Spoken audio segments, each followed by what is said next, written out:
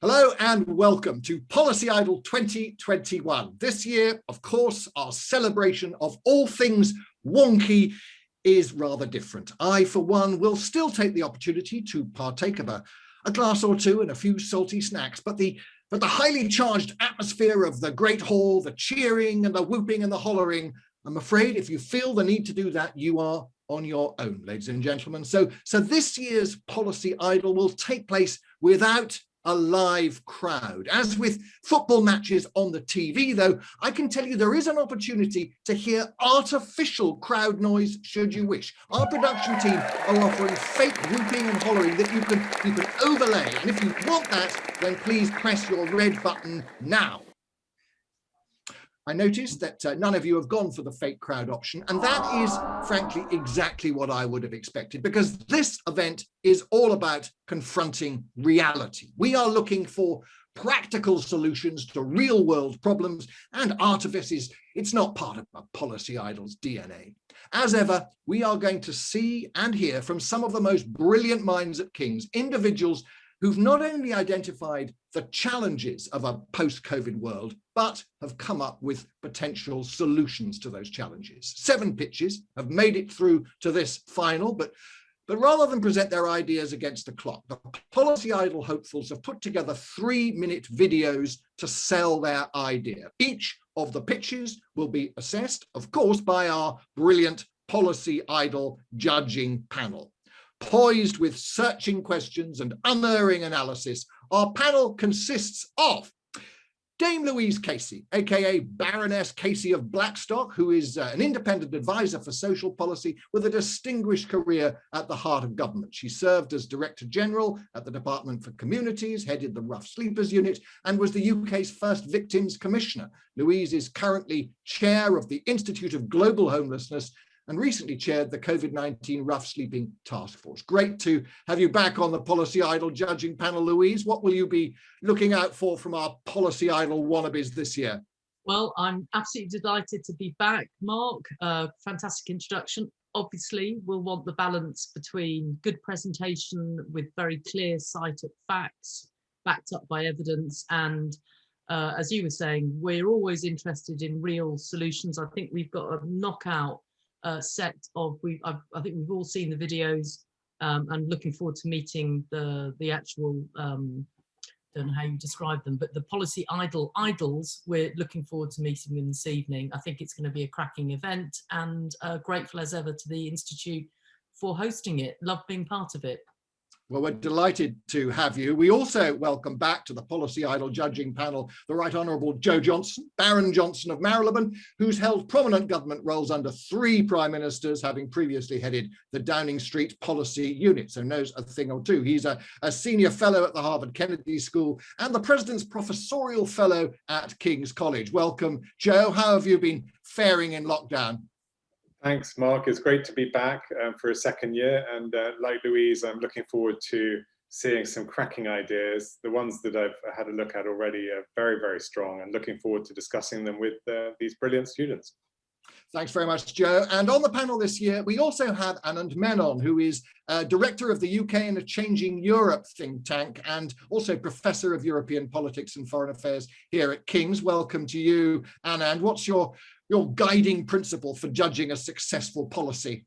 I'm looking to be inspired by people who aren't yet as bitter and twisted as I am, and who have real hopes that the world can be improved upon. Quite right. Thanks, Anand. And heading the 2021 Policy Idol judging panel, who else but Bobby Duffy, Professor of Public Policy and Director of the Policy Institute at King's. Before joining King's back in 2018, Bobby was Managing Director of the public affairs and polling company Ipsos Mori, and his book, I know he'd want me to tell you this, The Perils of Perception, Why We're Wrong About Nearly Everything, should be essential reading for any policy wonk. What are you hoping for tonight, Bobby? Well, Mark, to be honest, this is one of the things I look forward to most all year, genuinely, every year that we've been involved in this. And what I look forward to most is exactly as Anand said, that open thinking that you get from students, but also that passion and belief in causes and making the world a better place. And that that comes through so strongly this year as it does every year. So I'm delighted to be back doing it again. Well, I'm delighted to be chairing it. It's great to be back, and it's great to see, as you say, that the passion and enthusiasm and creativity of all those who've managed to get through to the final. Our judges have 3 prizes to award. There's a £500 prize for best analysis, £500 for best delivery, and a cool £1,000 for the overall winner. So financial reward, but also, as Bobby was saying, as we look to ensure the new normal post-COVID is better than the old normal, huge reward, I think, in terms of making the world a better place. Time then to see our first video entry of Policy Idol 2021, after which we'll meet the contestants and the judging panel will be let loose upon them. Entry number 1 is from Hassan Mahfouz and Wusi Yok Yang and is entitled Bans for Britain. NHS Test and Trace, which was deployed as a system to identify contacts and contain outbreaks, has failed to deliver. Our Bans for Britain system will improve on the user interface issues and inaccuracy of the current model while reducing the costs associated with the laborious task of manually identifying and contacting those at risk of exposure. Humanity has lived together with pandemics throughout our history, and it will not be a question of whether the next pandemic will come, but when. We need a better method of track and trace to deal with this inevitable future disease. The Bans for Britain system will distribute wearable devices to the entire population. When 2 bands come close, they record information about the interaction. When there is a positive case, a notification to go and test will automatically be sent to those at risk of exposure. There's been very low public compliance and NHS tracing mechanisms throughout the pandemic. It's completely understandable. The app takes time and effort to set up, and many don't know how to. It drains your battery and storage. Several privacy issues put people off it. Most significantly is it's so laborious and requires you to scan every shop front you walk into. Most would just rather turn off their GPS. We're confident Bans for Britain can receive much greater public compliance, resulting in effective tracing, essential in containing a pandemic. This would be achieved through a system that 1. Does not interfere with anyone's lives, 2. is discreet, 3. values privacy and autonomy, and 4. is precise. The bans provide no interference to daily life. There is nothing to do, you just wear them. In the case of being identified as a positive case, through the background technology, the light on the band flashes and you self-isolate and test. Discreetness is achieved through the beauty of the bands. They're so small and just have to be worn. They can be customized to match your identity. Privacy is all about the data received and stored. This is kept to a minimum and is anonymous and encrypted. No personal information is associated with the data, just a unique band number. Your unique band number could also be used when testing. This would be quick and anonymous, increasing testing compliance. Having the data stored simply on a regional database provides easy automated tracing. What's running the tracing at the moment is the huge workforce based in call centres dialing and noting information provided by the population. This is slow, inaccurate, relies on word of mouth and makes use of the collection of much personal data. The bands will use BLE LoRaWAN technology. Unlike NHS Track and Trace, where an entire restaurant can be asked to test because they scan the same code, this system is accurate and will only record interactions that are close and last for a long time. This will drastically reduce the number of people being asked to isolate and will put less strain on our testing capacity. NHS Track and Trace has been sorely undermined by its low compliance. Our Bans for Britain system will fill in the gap effectively and for a fraction of the price. We believe it is an imperative that the government implements a practical track and trace system in the future to give the public some peace of mind after this traumatic past year. So a very timely policy idea, looking to learn the lessons from the COVID-19 pandemic, of course. So welcome to Hassan and Wusi Yok. Bobby Duffy, do you want to start the questioning? Perfect. Yeah, brilliant. Thank you. And thank you for a great video. It was really, really well put together, clear story. Great use of graphics and evidence as well, and just brought it to life, I think, which was great. I suppose my reflection is a bit about the evidence and where else has this been implemented elsewhere? What have we learned from those types of processes that have been done before? And related to that, I guess I got the slightly underlying behavioural concern about, will a small band on your wrist that has a little red flashing dot, is that enough to ensure compliance from people?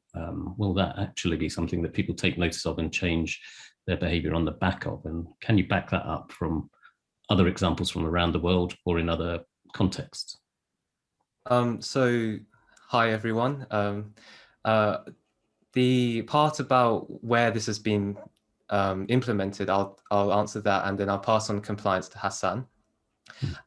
We based our idea on the tracking devices in Singapore, which have been incredibly successful in keeping their cases very low. The last time I checked, they had only 29 deaths, quite a high compliance on their small kind of track and trace devices that people would wear around their necks. Yeah. And the technology used there is very similar to the technology that we're trying to implement. Of course, ours is on a band, which I feel is something that is more comfortable to use and more readily accessible for people. Great, thank you.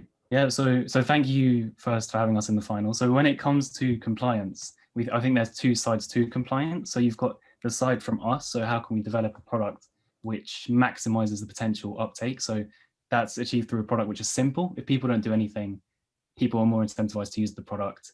If it's accurate, if it's precise, if it drops the number of people being asked to isolate, people are more incentivized to use it.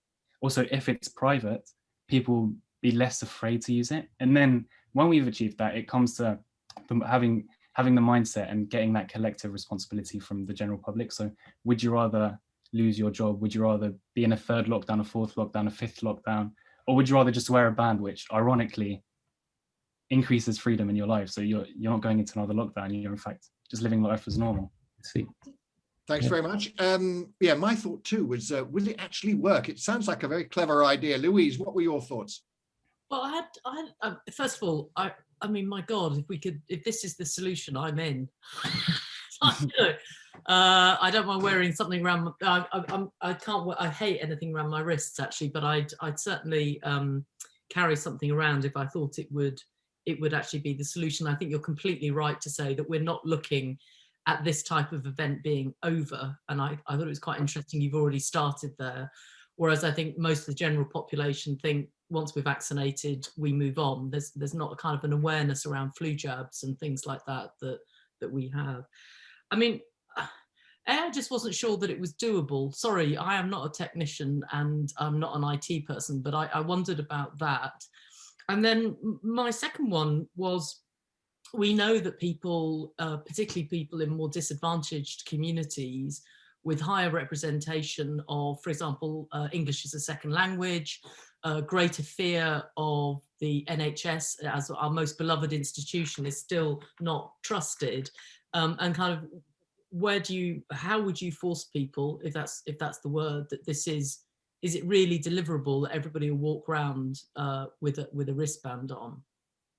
Yeah, so that's a really good question, and of course you do have that worry with viruses that they can always mutate, so you do need to have that first barrier of protection which buys you time to develop that vaccine and like defeat any mutations. But on your terms of if it works, so of course in Singapore they had a similar product which kept their deaths to under 30 up to date. But when researching the product, so after we had a look at other products in the market, and there was actually a company called Careban, and we actually spoke to their CEO, and what they did was, before COVID, they developed bands which were used in care homes, yes, and with people with dementia specifically. So they were used by their carers to track them, and they modified that product for COVID. And that's a really good example of what you can achieve, because they've implemented that in Chicago's nursing school, and because nursing's a really practical subject, they've deployed it there, and they've kept the course being taught as normal as possible throughout all of the pandemic, which is a really good boost. Mark, can I do one last follow-up and then I'll Of course you can. So like Singapore is a pretty command and control government in a very high compliant, strict type of operation. The sprawling joy that is our own country isn't quite so compliant, and is, as we can see, very resistant to being imposed by, Joe's brother, isn't necessarily going to be the trick that pulls that one off. So I just come back to the compliance issue, really, which the very word compliance is quite heavy. It's not the kind of the opportunity, as opposed to you have to comply with something, as opposed to whether something is a fantastic opportunity. And I wondered in your pitch, because at the beginning, you actually, Hassan, you did it in the follow-up question about, well, look, the biggest thing here is in Singapore, barely anybody passed away because they got their act together. That's a kind of opportunity pitch, isn't it? To kind of, as opposed to compliance, which feels a tad more punitive. And this country, we don't really like that on the whole. Well, some of us don't like it, others love it, but. Yeah, exactly. But not even just that, like, we don't just have to say in Singapore they've done this and they've kept deaths really low and cases really low. Just say we can give you these bands, you can wear these bands. Many people would want to wear these bands, especially university students who have missed out on a whole year of on-campus learning. I'm sure you could get like at least 80% who'd say, I want to wear these bands because I'm missing out on all my practical learning, on my working from the labs, working on this. So it's like a much better alternative to, I guess, lockdown, because there are the many drawbacks of just working and living from home. I would just like to add, we were hoping that this could be something like masks, for example. So a lot of people do wear masks. This is similar, it's visible, and it can also be incredibly cheap.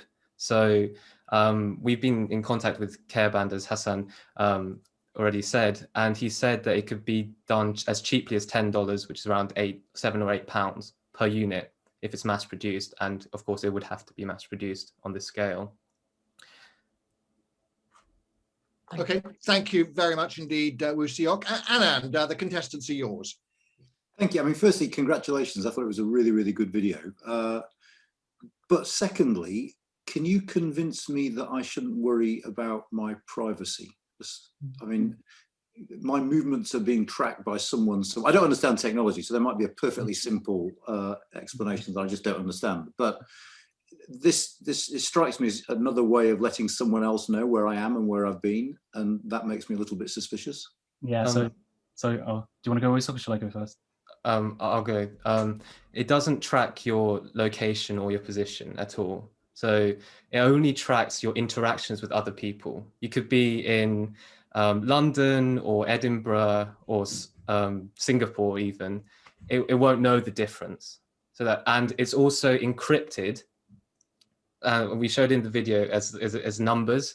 Mm-hmm. So it doesn't show your name or your who you are. It's just a few numbers that are interacting, and then you follow that up by contacting that band to say that you might be exposed. Yeah, so exactly. So it doesn't know where you are at all. It just knows what number's communicated with what number and what number needs to be notified. Also, when it comes to the privacy, that's the biggest issue, because if something's evading privacy, I wouldn't use it myself. So we thought of what would be the best solution to counteract that, and we thought this was the option: number, identify this. And with test and trace at the moment, it's a big improvement on test and trace, because with test and trace now, if you do get identified as a positive case, they'll want to know your date of birth, your email address, your name, your age. They'll want to know. Also, when you go into a place, you scan the QR code. So wherever you visit, if you've gone to like the Sainsbury's, the Pret, it's all being registered under your name and your date of birth. Mm-hmm. And yeah, so it's just a much easier, more private option than what we have at the moment. Oh, cool. Well, remarkably, you have reassured me. Yeah, I wouldn't use it myself. Joe, are you reassured by this idea? Well, I thought it was a fascinating idea and a great presentation, so thank you for that. I did have a couple of questions, though, which is, I don't think it's escaped the public's awareness that quite a lot of money's been sunk into the test and trace program over the last 12 months or so. And I wondered whether your technology could leverage some of that investment that's already gone into this program, or whether this would be seen as sort of starting again from scratch. So to what extent you're building on what we've learned and leveraging that technology spend, I think is something which I would be interested in finding out. And I share Anand and Louise's concerns around sort of compliance and privacy, because I do think that a sort of a wristband is not a million miles away from an ankle tag, and it's not a long way away from being sort of chipped by the government. As someone who doesn't wear a watch, even, you know, if I was required to wear a rubber band around my arm all the time, I'm not sure I would really. So I think that the onus is not so much on the tech and demonstrating that that works, because I think we all understand that the tech probably by now should work, but really on what the incentives are and communicating the incentives clearly to people that they need to wear this band in their own interests, sufficient to overcome all of the concerns that are out there that Anand and Louise have articulated around privacy. So I'd be interested to hear your thoughts on that point too, how you're going to communicate the incentives to comply with this policy. Yeah, so thank you very much. There's really good questions in there. So with the one of it being worth spending all this money after spending £37 billion on test and trace and £11 billion on just the app itself, definitely. Why? Because we do have that mechanism at the moment and we have spent that money and people aren't really using it. But the ongoing effects of the pandemic are worth so much more than bringing in the product and reducing the effects of like furloughing people till September, of still having small businesses closed. If you were to spend, say, just 1 billion, or say just 1 billion just on bringing out these products, you're gonna reduce furlough, bring furlough forwards. You're gonna reopen small businesses. The impact on the economy is just going to be so much less. So there is that balance in the money being spent. I think there's also a psychological issue with, as you said, the band around your wrist. But I think that's all about perception. I mean, we carry things that track us all the time and we don't think about it too much. And it might not be to everyone's liking, but the benefit of having this device, and it's a temporary device, it's not a permanent measure, is far better than the restrictions on freedom that come as a result of lockdowns and other measures to control the pandemic.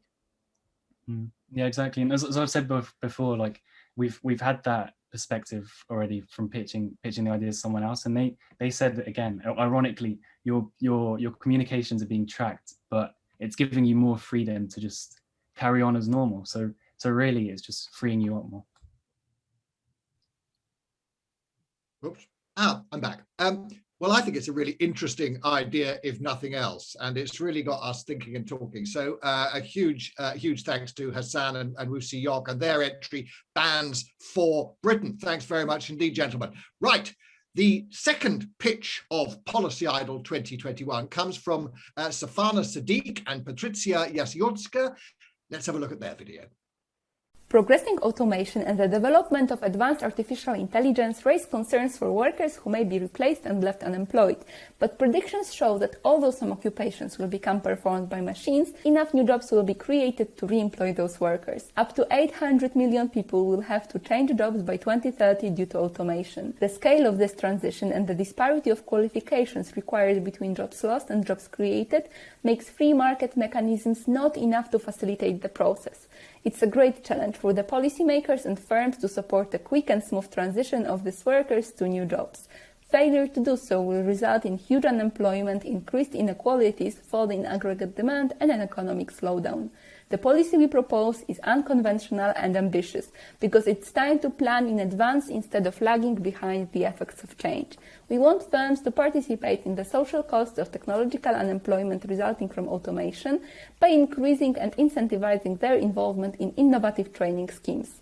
The scheme would be called Support for Employees Facing Redundancy Due to Automation and focus on the following 4 elements. Firstly, taxation on automation. Secondly, charging employers with costs of retraining some of their dismissed employees.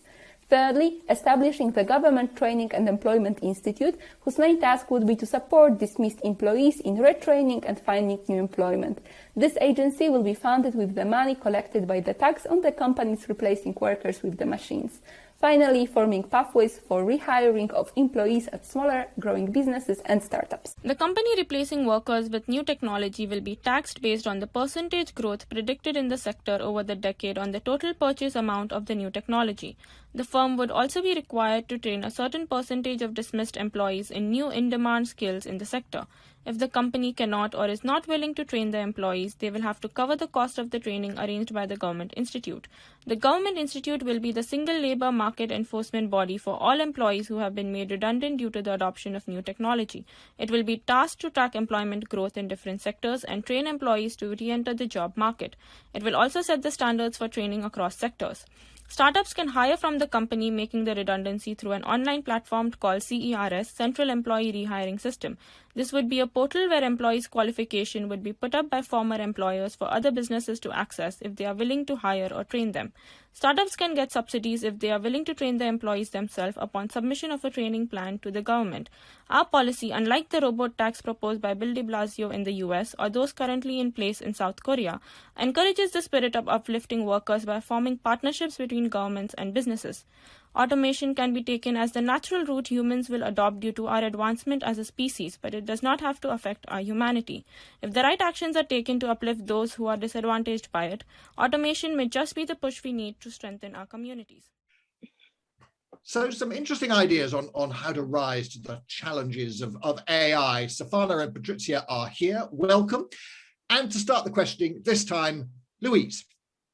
Well, first of all, can I just congratulate you both on the presentation and also the policy intention.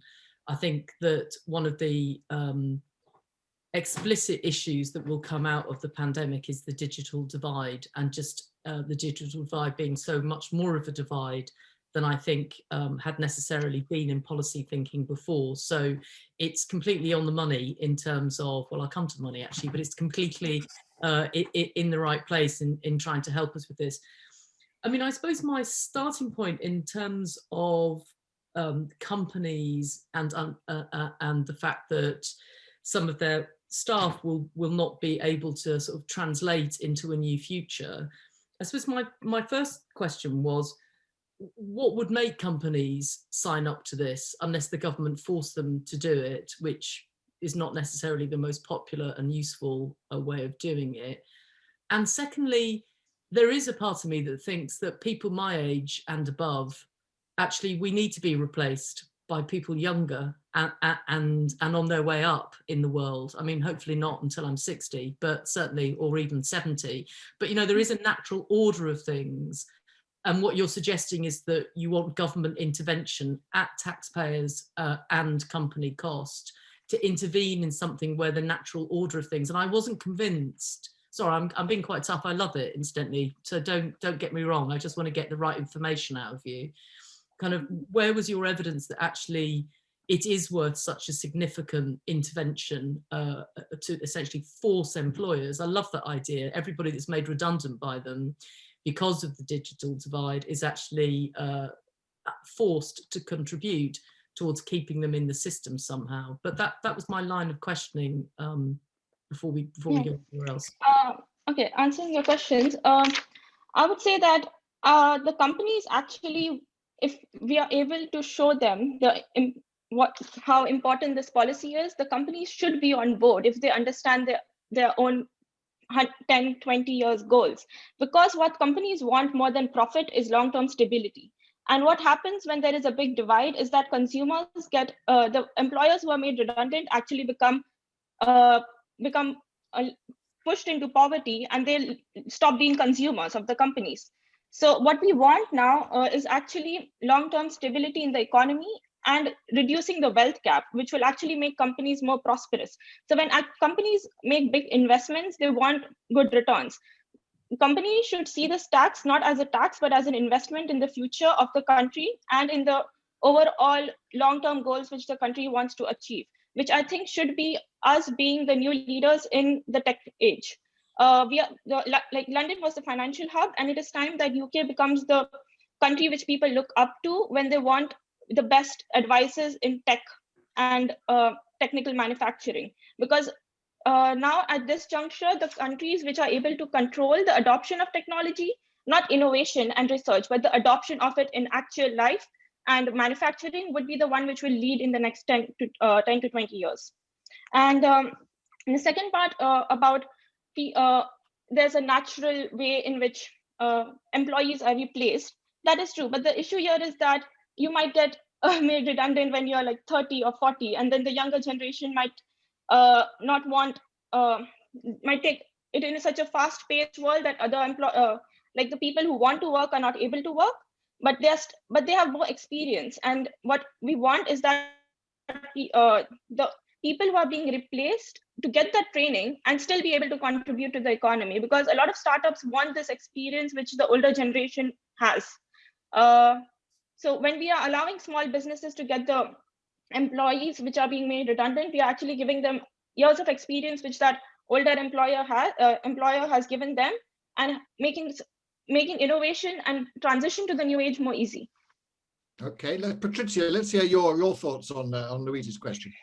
Yes, I completely agree with Stefana's answer, and what I can add to maybe support the point why the government intervention is needed is that the scale of this transition imposed by automation results in situation that not only like the older employees will be pushed out of the markets, but it will affect people no matter of their age.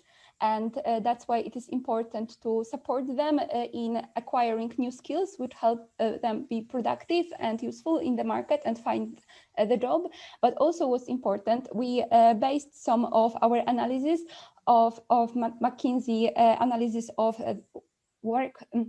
labor market of the future, which they described that due to this transition of employment caused by automation, there will be so many people who will need to find this reemployment, and this reemployment requires so different skills that they used to possess that it can take many years for those people to find reemployment. And the economic advantage of countries who will act now and who will support this transition will be significant, because they will be able to make automation benefit the most the country's economy and the society. And if they leave it to the market mechanism, perhaps in many years it will come, these people will be able to get reemployment, but the benefit for the economy won't be as high, because it will be this time of high unemployment, social inequalities and troubles. That's why it is beneficial to act now and support those people in transition.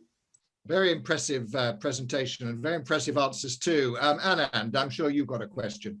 I've got a couple, if that's okay. I mean, the first is, I'm one of those people who's permanently sort of disappointed with technology. I was meant to have a hoverboard by now, according to Back to the Future, and I don't. So I read these reports like the McKinsey one you talked about, and part of me thinks, really? I mean, you know, should I believe this stuff? Are we really, is automation really going to impact on the workplace as much as some of these doomsday scenarios say, or are McKinsey just after a bit of, you know, shock value by publishing this kind of thing?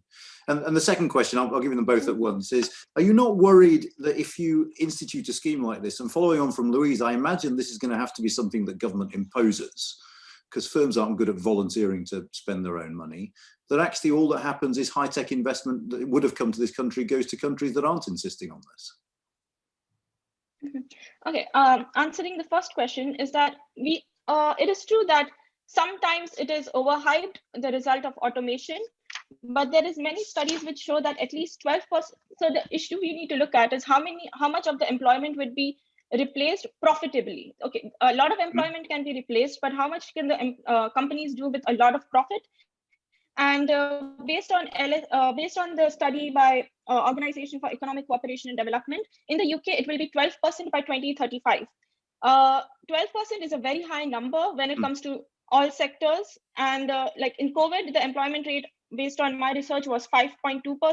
So 12% by that time would lead to a large wealth gap in people. And so it is true that it might look overhyped, but there are some things which we all agree are going to happen. And so it is better to prepare for it in advance, because once it accelerates, it might get out of hand. So if we are able to take care of it when it's lower and we are able to see the impacts of it slowly, we might be able to take care of it better when it all hits together.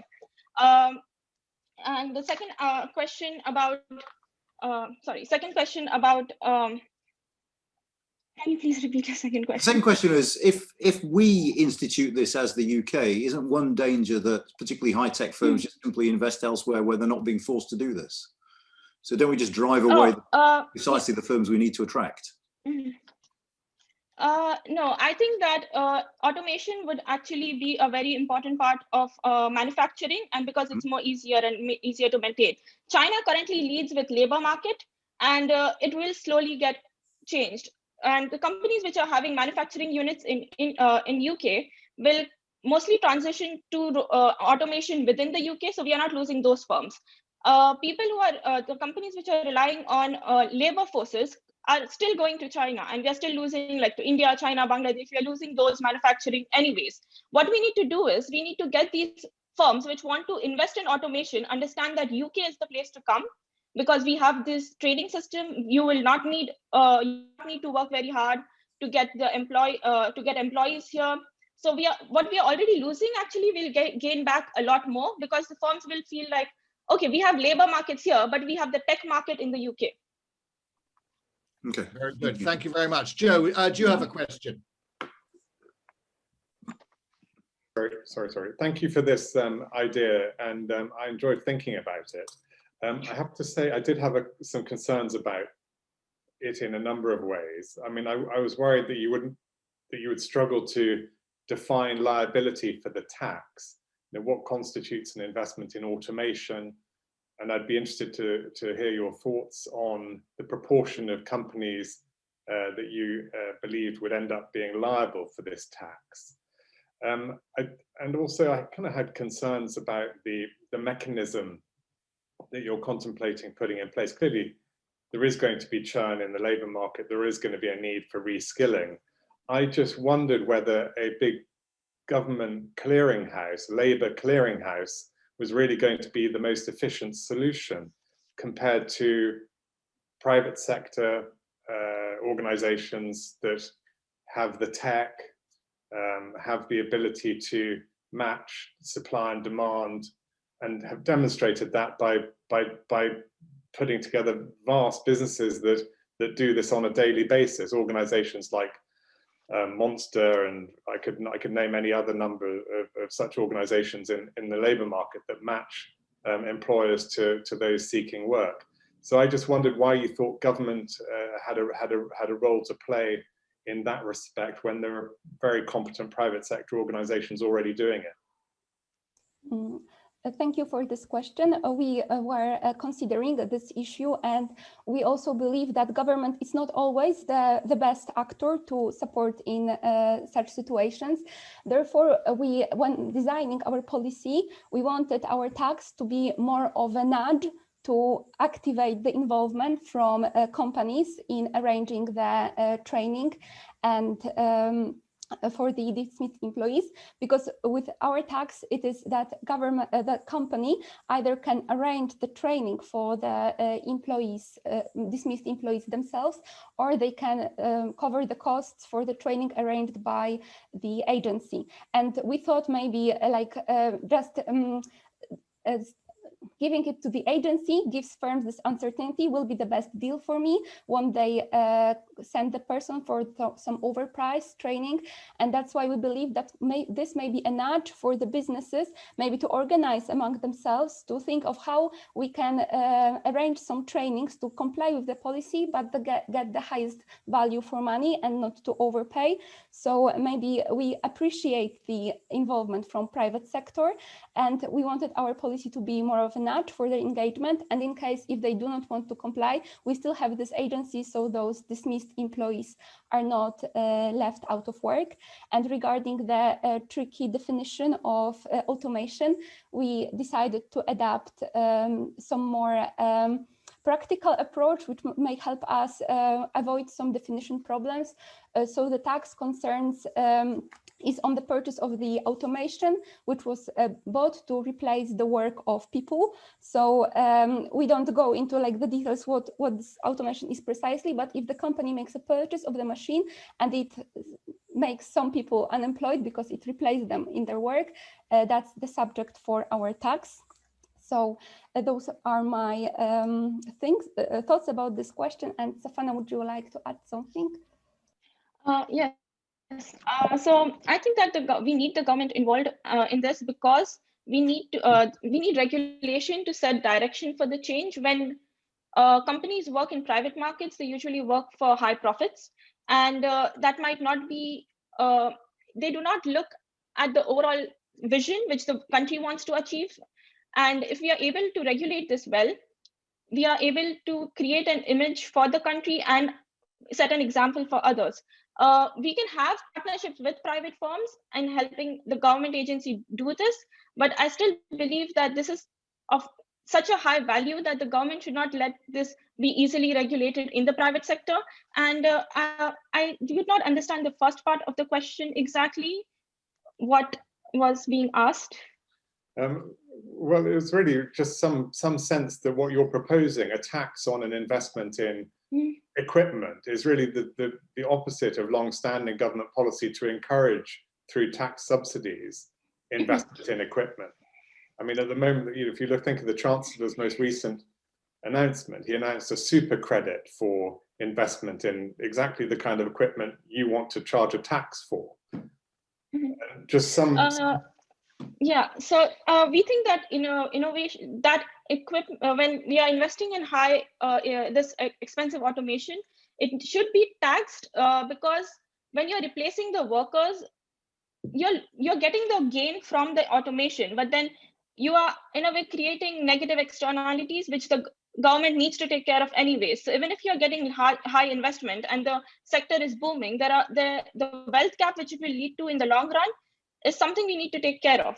So as much as we understand that innovation keeps the economy going, there is, because of automation now, the external negatives which it creates for the overall society is also something the government will have to take care of ultimately.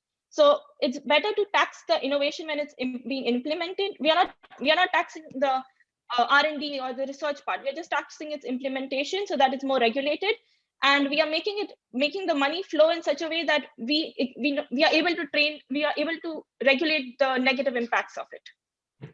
Very good. And lots of passion as well. Bobby, do you want to come in on this one? No more credit. I think people have covered the questions I was going to say. Just, a comment really. I think I really admire the way that you've looked at this systemically and tried to join all the elements up. And I think a lot of your thinking is very current in economics right now in terms of government, not just as a response to market failure, but as something that implements a vision. And I think within the economy, within political economy. So, and only one other thing is, we do have a visiting professor, Daniel Susskind, within our team, who has written a book called A World Without Work. It'd be good for you to connect with Daniel on some of his thinking on how do you respond to this, which we can connect you to. Well, it certainly is a huge and vital issue, and I'm very grateful to Safana and Patrizia for pitching a solution to it. Thank you very much indeed to both of you. Time now for pitch number 3, and this policy idea concerns the regulation of video games and esports and is presented by David Feekins. Policymakers are facing a growing number of complex challenges related to video games. One of these issues is the prevalence of gambling-esque activity within video games, such as loot boxes and skin gambling. A loot box is basically a wager, either with real money or with in-game currency, for the chance to win in-game items of varying value. Skin gambling, on the other hand, is online betting, using these in-game items as currency. Now, it's been estimated that around a third of 11 to 16-year-olds in the UK have participated in one of these activities. And what's concerning is that various academic studies have linked the purchase of loot boxes with problem gambling. But gambling isn't the only problem we should be concerned about. The combination of online anonymity and lack of age verification in video games has seen an increase in child grooming via in-game communication. Abuse and hate via in-game communication is common as well. Concerns are growing about video game addiction, with the NHS in 2019 setting up its first gaming disorder clinic. And esports has seen problems related to gambling, match fixing, and player protection, with children as young as 8 being recruited as esports professionals. Now, the list goes on, and I think we should expect it to get longer. The video games industry is a fast-growing, fast-developing one, which co-evolves with other new technologies. And as the Children's Commissioner noted in 2019, the culture of gaming tends to be spoken of by adults, whether policymakers or parents, as if it were an alien landscape. Now, the challenges that I've discussed fall under the remit of various different departments and regulators. Often the officials won't have extensive knowledge of video games and may lack the time or the resources to acquire that knowledge. What you don't want is knee-jerk or incomplete responses to complex issues for which there often isn't a huge amount of research. As a first step to dealing with these and future challenges in an informed, timely and coherent way, I propose the establishment of an advisory council on video games and esports. This would be an advisory, non-departmental public body formed of independent experts, academic, legal, medical, with specialist knowledge of video games and esports. It would offer independent advice to ministers and regulators and would conduct research into areas of concern. It's a policy which is feasible, low cost, and could be implemented quickly. Similar existing bodies, such as the Advisory Council on the Misuse of Drugs, offer a blueprint which is both low cost and has proven effective in producing credible advice and impactful research. An advisory council would prepare policymakers for the future by helping them understand potential harms associated with video games, by focusing on emerging issues that need attention, and by building up a body of knowledge for policymakers to draw on. It would help to ensure more effective policymaking in this area in the future. It's a policy which acknowledges the complexities of the emerging issues and discourages hasty silver bullet solutions in favour of informed, evidence-based approach. Video games and their regulation deserve consistent, informed and detailed attention. An advisory council would be a first step to achieving that. Thank you. Some really interesting ideas there. David Feekins joins us now. Are you a gamer yourself, David? I wouldn't say I'm a major gamer, but I enjoy video games every so often. Yeah. Okay. Well, the first question from the judges comes this time from Anand. Thank you. Hi, David. I thought that was really, really interesting and a really good video. I mean, you sort of made me wonder here. On the one hand, I admire your honesty in saying there's no silver bullet. On the other hand, I want a silver bullet.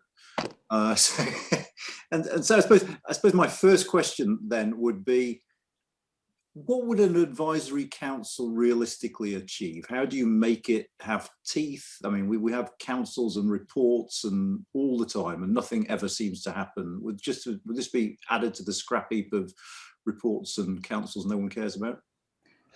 Okay, so it's a really good question, and I think this is a concern. I would say that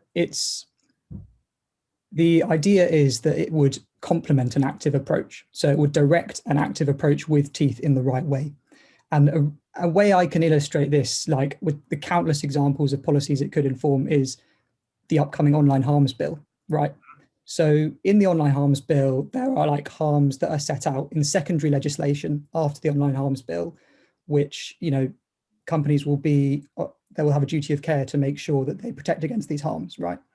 And like I say, those harms will be set out in secondary legislation. But there are harms specific to video games which haven't been, you know, explicitly discussed or mentioned by government. I'm thinking of game design, you know, quite exploitative practices which lure gamers in, which, you know, you need a body to focus ministers onto these challenges. And I think it's not so much that the council is deliberately not meant to have teeth. It's ministers that are doing this work, but it directs that work in the right way and makes sure that you're not baring your teeth like once a policy is 5 years down the line. You know, we've had loot boxes for like 10 years. So that's how I would respond. I would say it complements a toothy approach. Okay, but there's nothing specific about this council that would make me think it's different to other councils. So in its design, it's just, it needs to happen in an environment where government is committed to acting anyway. I think like through its very existence, it can encourage government to act. So by drawing attention to problems that ministers might not have realized exist, it can make sure that ministers act more quickly. So yes, there's nothing in the design which is necessarily, you know, differentiates it from, like I said, other non-departmental public bodies. But it's the very fact that it is video games and esports, which are, you know, emerging so quickly and need so much attention, that I think differentiates it in that respect. Yeah. Brilliant. Thank you. Thanks. Thanks, Anand. Joe, are you a fan of a gamer's quango? Well, it was an interesting proposal. I mean, I always think it's a bit of a cop-out, to be honest, to recommend a task force or a czar, and an advisory council is a close cousin of that. or a minister for something. It's a close cousin policy-wise to that sort of bit of a limp recommendation. But it's perfectly harmless. So I think, you know, on the do no harm principle, it certainly passes, would be my view. What would it actually do, this council? I mean, I think if it were given a clear task to have a code of draw up a code of conduct, and you know, the industry was encouraged to sign up to a code of conduct that it produced, then I can see some purpose to it. Otherwise, I kind of agree with Anand that, you know, the risk is it's a bit sort of purposeless, and it meets a few times, ministers lose interest in it if they ever had any, and it sort of gradually dies a death. So I think to my mind, it would need to be given a very specific remit to draw up a code of conduct to actually have some raison d'etre. Okay, so I think, you know, a code of conduct could be drawn up for the council, but I just want to push back on the idea that it wouldn't do anything, or that it's kind of a floppy policy. You know, you look at problems like gaming disorder, you know, addiction to gaming, and you note how far behind the UK is in research on these issues compared to, say, Southeast Asian countries, right? And then you note the fact that it's estimated that between 100,000 and 300,000 people are disordered gamers, which means like they are over and above anything playing video games. And the fact that we don't have like good research into these areas, and that ministers, you know, have said to the DCMS Select Committee, there just isn't enough research on this. We need more research. We need more, you know, we need to know more about these issues, is like very good evidence that A, it wouldn't be ignored, I think, and B, that it has a role to play. You know, I think, yes, setting up an advisory council for issue we've known about and we've been addressing for like 30 years is a floppy response. But this is completely different. And you look at emerging technologies like virtual reality, you know, 10 years ago, we were talking about smartphone addiction and how we needed to look into that. This is a way of making sure that those challenges which emerge or are looking like they might emerge as harms can be addressed quickly and in a timely way. And I think that's what differentiates it from just setting up a task force into an area the government has failed to address for so long. Yeah. I love it when they push back. Do you have another question, Joe? Are you happy with that? Great. Bobby, do you want to come in on this? Yeah, no, I thought it was a great answer, David, and I think that was worthwhile pushing back, because I think that there is, the way I read this a little bit is that emergent nature of it that's fast moving, and it's the sort of thing where it's very easy to be well behind the curve and never catch up unless you get some help. And so I think you're absolutely right to say that this could add quite a great deal of value in these sorts of areas. I think you picked it sensibly. I think it's a sensible thing to focus on. And my question a bit is about, because the advisory council that I know most about is on drug misuse, and that seems to have some weight to me. But I mean, I guess that would be my question back to you. What has the advisory council on drug misuse achieved, do you think? Because that was, to me, that seems parallel an important precedent for, can these types of mechanisms actually make the world a better place? I think the advisory council has, first of all, achieved like a lot of public recognition about, you know, the evidence base for these things, even if it hasn't been necessarily acted on, and it will produce impact reports, papers on drugs that have emerged as problems. And I think that the concern, which, you know, I think the danger you don't want to say is that all that this thing could achieve is what the advisory council on the misuse of drugs has achieved, because drugs are such a politically inflammatory and difficult for the government to act on, that acting on their advice can sometimes be like politically just not feasible. And I think video games aren't that kind of issue. They're not this moralized issue that's, you know, super partisan. They're something that ministers would be more ready to act on. And so I think if you combine like the research output, the creation of, you know, working groups looking into specific issues, you know, issues that are really, you know, I think two different working groups have been set up within the past year and are looking to give their first advice in 2021. That combine that with the fact that this is quite a different issue, and you get something that has the potential to achieve a lot over time and produce benefits that will last into the future as we build up this body of knowledge that we need to start building up ASAP, I think. So, yeah.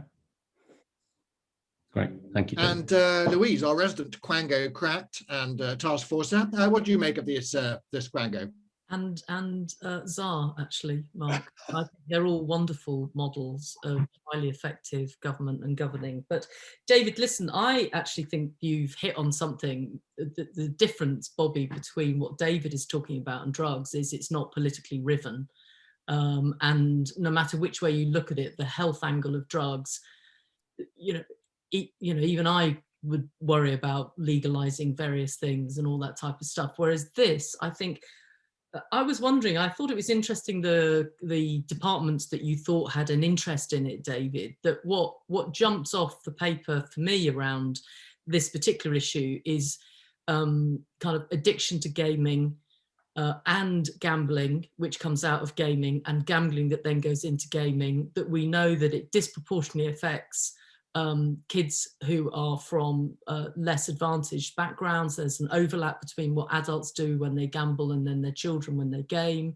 And we also know one of the positive things is that kids who are, ADHD can actually do gaming all day, but they can't, talk to anybody properly, or, they have other health needs. And so where I'm with Joe is, I think, time limited. The problem with these sorts of things, they never get anything done. Everybody disagrees. They all go to the news. They don't take responsibility for delivering anything over the line. And the next minute, it's all flabby policy making. And I was concerned about how sharp this would be, because what you're saying is it's a problem now. As you look to the future, it's going to get to be a greater problem. So what outcome could a minister want if she or he decided to give permission to this to go ahead? Okay, and so you didn't, when you're talking about the health angle, but from recollection, your presentation didn't major on that. But I could be wrong, so forgive me for that. It's not normal the way we're doing it this year. Yeah, so I think there is a health angle. I think I would envisage this body as being sponsored by the Department for Digital Culture, Media and Sport, but giving advice to the Department for Health. And I think in terms of what you want to achieve, it's obviously not like you can't pinpoint one issue that we're not talking about right now that we will be talking about in 10 years, because make no mistake, like loot boxes have been around for a long time, and it's only last year that the Lords did a report on it. Yeah. And I think what you want to achieve, and that sums it up really, is a proactive rather than reactive approach to policy. So Professor Shabilsky at the Oxford Internet Institute, who does a lot of research into video games, says when it comes to video games, we are fundamentally in a reactive mode. We are playing a game of whack-a-mole. And what you want is to stop playing a game of whack-a-mole. You want to be on top of things that are emerging before they become kind of salient issues that are vulnerable to moral panic, and the minister has to introduce a policy response that maybe actually doesn't do enough, or maybe damages the video game industry in a way it didn't need to, because their hand is forced. So I can't, if that makes sense, I can't point, obviously video game addiction is a massive part of this, and I think there are immense costs. I talked about hundreds of thousands of people. It costs tens of thousands to go to rehab at the moment.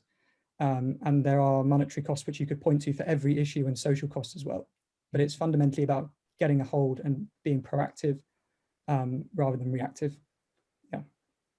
Thank you. Thank you for putting your own. Thanks, Louise. And thank you, David. A really professional presentation and some really assured answers. So thank you very much indeed. And your proposal for an advisory council on video games and esports. Time for our fourth policy proposal, which comes from Shirley Joaudu Nascimento and Patricia J. Rose, with an idea for improving the experience of Black mothers in NHS maternal care. Here's their pitch. For many women in the UK, childbirth is an event filled with happiness, joy, and excitement. For Black women, this is increasingly being taken away, as birth has become a moment of fear, pain, and in some cases, death. Nicole Thea is one of these examples. She was a healthy 20-year-old well-known influence in the Black community with a loving husband and a thriving career. Fans were ecstatic when she announced her pregnancy, but quickly excitement turned to grief when news broke out that she had suffered birth complications, resulting in the death of both mother and child. Why are stories like Nicole becoming a common reality for Black women? In the UK, Black women are 5 times more likely to die from childbirth than white women, despite accounting for only 4% of yearly births. This figure has increased by twofold since 1991. Why is this? Research has highlighted how endemic structural racism remains a factor in how Black women experience healthcare. This ranges from power imbalances that neglect Black women's voices and concerns to false interpretations of Black pain and other cultural and structural barriers. This structural racism also affects the level of trust Black mothers have on the care provided, leading to poorer experiences. Currently, there is no reliable data indicating whether this racialized disparity is more prominent and what are the factors affecting it. So how do we address this problem? We draw inspiration from countries like New Zealand and propose to implement routine cultural safety training for midwives and OBGYNs. Cultural safety is about overturning systemic biases by engaging in ongoing self-reflection. It means that health workers recognize how power imbalances affect the trust and safety Black women have in the care provided. By changing the ways health workers think and interact to become better advocates of women's needs and concerns, we move away from creating band-aid solution to a complex issue. Because if the quality of our workforce is high, the standard of our care is also high. How? Our policy proposes a 3-step process to achieve this. 1, the collection of epidemiological data to provide a clear picture of the distribution and variation of this disparity, which will allow policymakers to filter regions of higher concern and prioritize resources accordingly. 2, creating focus groups in community centers to capture the lived experience of Black women and understand the barriers to decreasing power imbalances across health workers. Focus groups will be constituted of health workers, mothers, and charities like 5X More that dedicate themselves to speaking for the voices of those we lost. These sections will provide the important themes and areas to highlight to successfully implement cultural safety that meets women's needs. Step 3. Step 1 and 2 will be used to design an educational handbook to be published by the NHS. This handbook will be used as a foundation for routine cultural safety training. To measure the success of this policy, each hospital must produce yearly reports about maternal mortality according to race. This will be compiled to make bi-yearly reports, drawing on what has been achieved and next steps to take. With this, we want to build a reproductively just maternal care that recognizes different backgrounds of the people it serves. We want to help the NHS make a change so other families do not have to experience the loss that Nicole's family has endured. Thank you. Thank you. Well, some interesting thoughts there on how to deal with the inequalities of outcomes for Black mums in the NHS. And Shirley and Patricia join us now. Jo Johnson, the Black Lives Matter protests last summer obviously have highlighted the importance of addressing some of these racial equalities in our society and a real importance in trying to look through the eyes of people from Black communities. What did you make of this idea? Well, first of all, it was a shocking presentation for me, and I'm really glad to have seen it. So thank you very much for making me aware of this issue. You know, to learn that 5 times as many Black women die in childbirth as white women, you know, really pulled me up short. And I'm very keen to, you know, dig into this issue and to try and understand more of it. I thought your presentation was very strong in lots and lots of ways. I thought it would have been stronger still, perhaps, if you'd reflected on the possibility that there might be a range of possible explanations for this phenomenon. Now, you've put forward a strong assertion that is to do with structural racism in the NHS. I think that's certainly something which the NHS would want to contest as an organisation. And I thought your presentation would have perhaps benefited from digging into what figures in the NHS have themselves said about this phenomenon, so that we could have broadened the conversation a bit.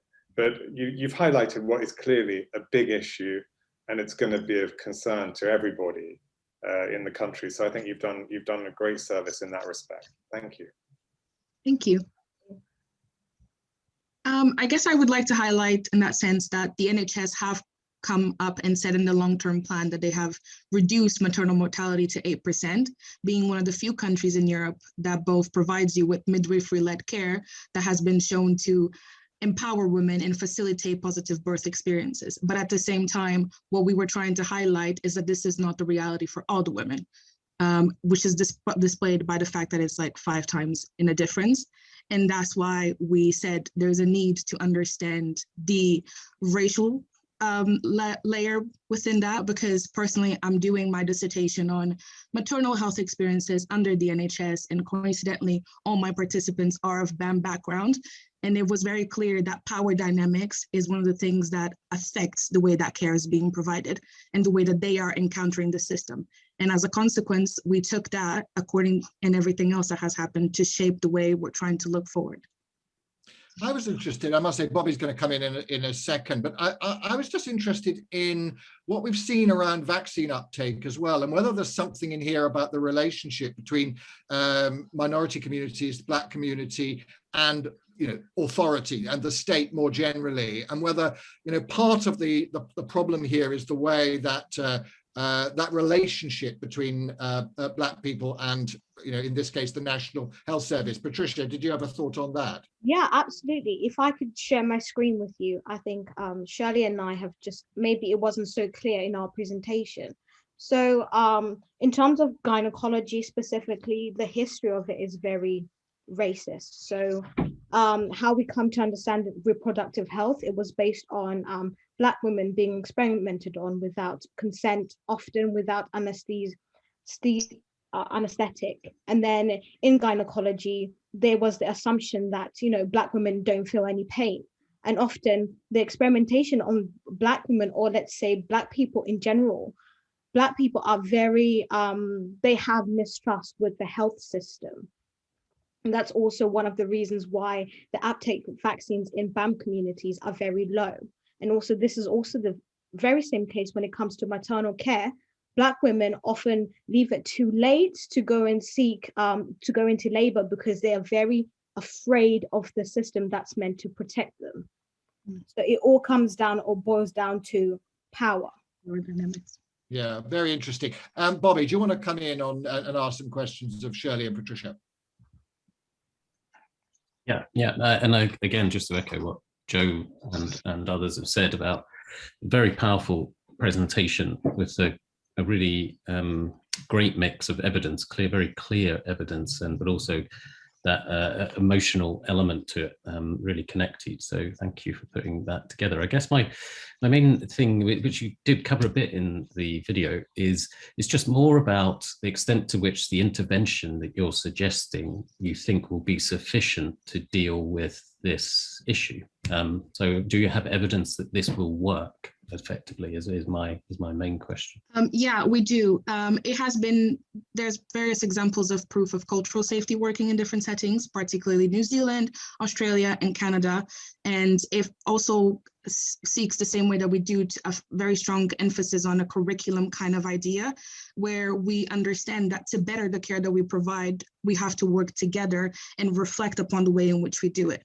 But similarly, there's also New York that has recognized, because they used to have a disparity that was 12 times higher, and they recognized that they needed to compound that idea of education with other things, while also emphasizing the layer of the power dynamics.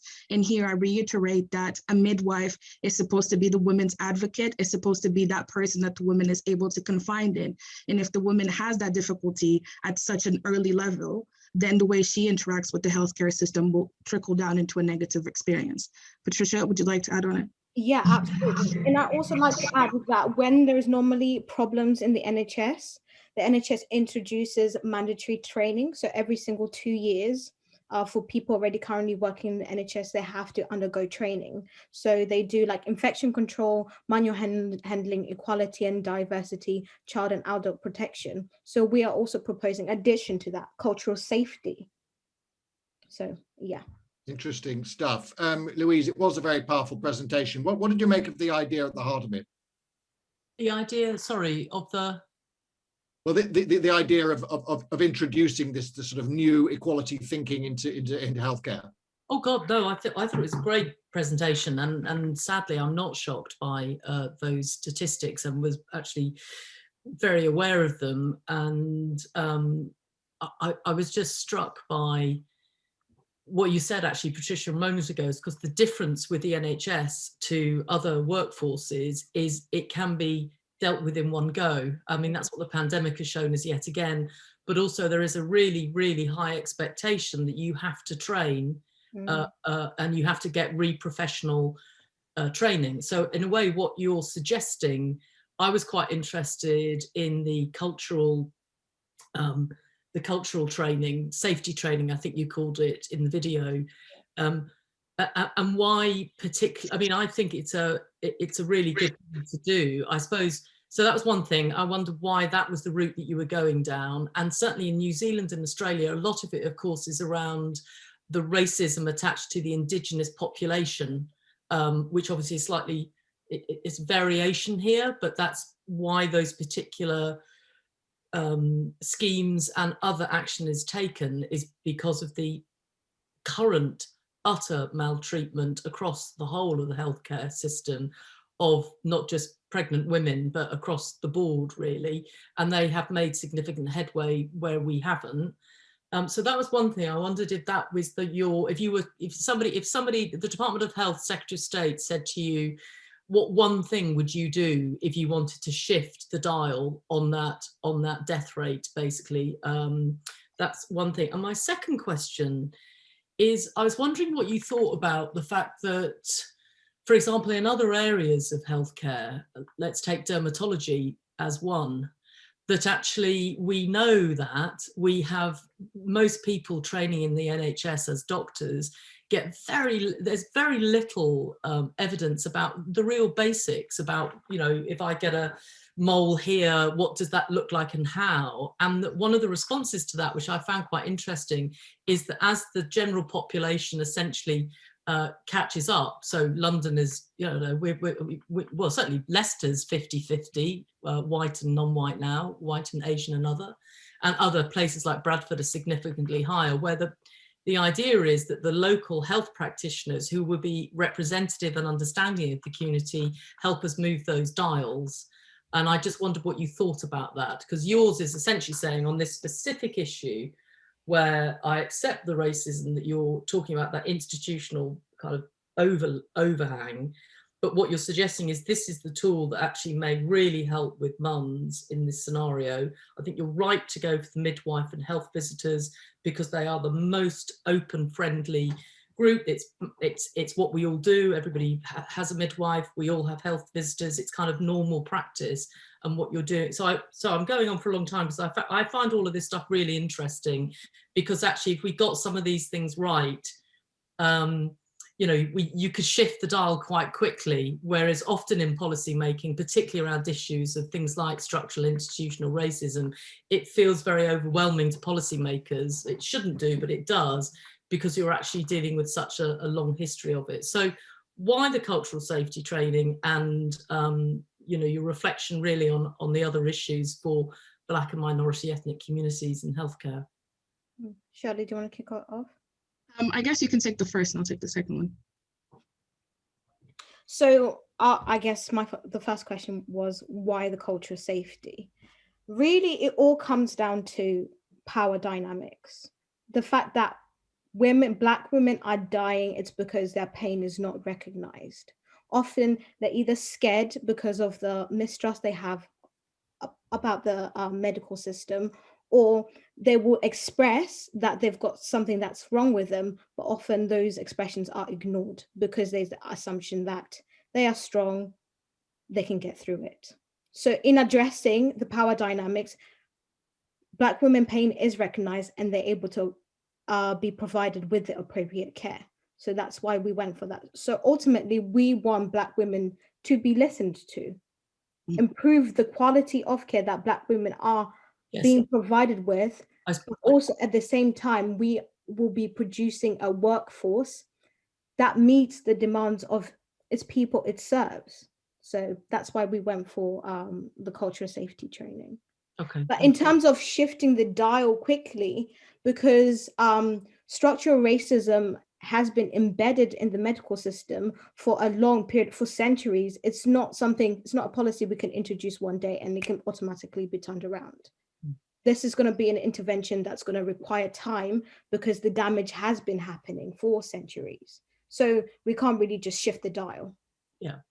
If I could just quickly add on why cultural safety, I think we need to come to the understanding that the best way to provide someone with the best possible care is by understanding where they're coming from. Racism is a reality of our society, and it isn't just of the UK society, it is of the whole world society. And a way to address that is by engaging in self-learning and self-reflection, understanding that particularly midwives, the care that you're providing is a care that should empower women to make their choices and needs understood, to say, I am feeling this at this time, I am concerned about that at that time, my current situation at home does not allow me to do this at that time. And the fact that there is lack of trust because there isn't that cultural safety, that continuous reflection of midwives of how their power is trickling and affecting their relationship is why we chose there. Understanding that this isn't the ending goal. This is the beginning of a path that needs to continuously be filled. And to kind of just add on why you said the need to do more community, as global health students, we talk about community-based interventions and why they are so key, because they are the ones that are interacting with the community. They understand the concerns, the daily needs, and the daily conversations. So it makes no surprise to me that they are the ones that will be needed to turn the dial, which is why we said we must include them in the path forward, because they are the ones that will be able to provide you with that lived experience of the day-to-day with the mom. Okay, thank you, Shirley. Anand, have you got a question for Patricia and Shirley? To be honest, colleagues have covered most of the ground I would go. I just wanted to say it was a really powerful and interesting video. So many, many congratulations on that. I thought it was a really, really well done piece of work. Thank you. And it's certainly really made our panel sit up and take notice. So congratulations, Shirley and Patricia. Thank you very much indeed for joining us. Time now for pitch number 5. And interestingly, this follows on quite neatly from the last video. Philip Coletta and Yuka May have a presentation on dealing with systemic racism in mental health services. How can we challenge systemic racism? What more can we do than symbolic actions like posting a black square on social media? Can we start to change a system like mental health care? In the UK, black individuals with psychosis are over 4 times more likely to be detained than white individuals with psychosis. 1% of black people in the UK were detained in 2019, compared to only 0.008% of white people. The government has called for an open consultation of the proposed Mental Health Act reform, giving the public until early April to respond. This is our chance to have a say. One goal of the reform is to tackle the disproportionate rates of detention of people from Black, Asian, minority ethnic, or BAME backgrounds. The only direct action addresses BAME people's worst experience of services by employing more BAME mental health advocates and staff. However, poor experience of services is not the only problem that drives the high detention rates. Another one is the mistrust of services felt by many Black individuals, which results in lower engagement and lower treatment. We propose an assertive outreach, or AO program, to disengage Black patients with psychosis who are vulnerable to being detained. We define disengagement as a failure to attend at least 2 appointments following diagnosis. The AO would help to overcome fear and mistrust of services felt by many Black individuals. The AO would be delivered by the NHS, and more specifically, by support workers working in secondary mental health services. We based the policy on a successful service provided for severe alcohol dependence, the Alcohol Assertive Outreach Treatment, AAOT, which involves going an extra mile to engage patients. We propose to apply these principles to our program. A low caseload for each support worker to allow for calls and home visits, a minimum of 1 meeting a week with a staff member, a multidisciplinary personalized approach that also considers physical health and social care, and care lasting at least 12 months. The main cost of our idea would be staffing and training of assertive outreach workers. The money would come from mental health care funds allocated by the NHS. Based on the research assertive outreach trial in South London, we estimate the cost of such a program would be around £4,000 per patient. This may sound like a large sum. However, various costs of untreated psychosis should be considered, including demand on police resources, unemployment, and social disengagement. By providing the AO program to our target population, we expect to see an improvement in the effectiveness of outpatient psychosis care and in turn a reduction in the need for detention. This is a small step towards challenging the systemic racism in mental health care. With the government opening up a conversation about the reforms of Mental Health Act, now is the time to implement this policy. And Philip and Yuko have entered the virtual policy bull ring. Welcome to you both. The first question this time comes from Bobby. Bobby.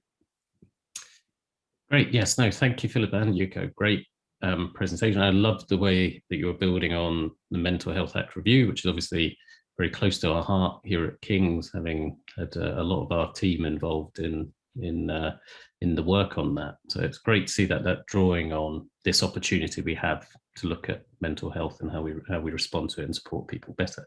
I guess my question is very practical on evidence of assertive outreach as a method in other areas. You linked it into alcoholism, but on mental health as well. And I just it'd be just good to understand more about, effectively the question is, will this work, and what evidence do you have that this will work? Yeah, great question, thank you. So actually we've provided some slides which I could share, but it might not add too much. So just really quickly, this was on, sorry, this is not the right slide. So for instance, we've looked at this one study by Yang et al. Looking at assertive outreach for ethnic minorities specifically, because this is obviously what we're looking at. And these were some of the results that they found. So an 83% reduction in hospitalization. This was specifically for psychosis or psychotic, people who had psychotic episodes. And this links great with our project. Where here we saw that, like just looking at quality of life outcomes and other outcomes in terms of symptoms, you could see that people were very satisfied with the service, and psychotic and mood symptoms were significantly improved at a 1-year follow-up. And I guess this neatly links in with our study, or our program, sorry. So Yuko, what's that evidence from? That's from the UK? No, sorry, actually, sorry, forgot to mention, this is from Toronto, and they did look at BAME background individuals, and this was what they came up. So if I may add on to that, so this evidence was an assertive outreach specific for ethnic minorities in Toronto for severe mental health conditions, which of course include psychosis, but there were people with other conditions as well. And we proposed to base it on the alcohol assertive outreach because it was conducted in the UK and is an existing NHS policy. So looking at this, whilst we understand that addictions are a completely different area of psychiatry to psychosis, of course, we have looked at the research from the assertive outreach treatment trials and observing this treatment that's already in place. And one of them was a very, very recent study, so published in 2020 by Blackwell. And they found that an assertive outreach approach, it increased engagement with alcohol treatment services. So engagement of services, what we're aiming for. It also significantly reduced the consumption of alcohol, so that's quite unique, but also really important for this specific treatment. And it also reduced use of unplanned NHS care. So this is closer to home. Yeah. Okay, thank you very much indeed for that. Louise, your thoughts on this approach?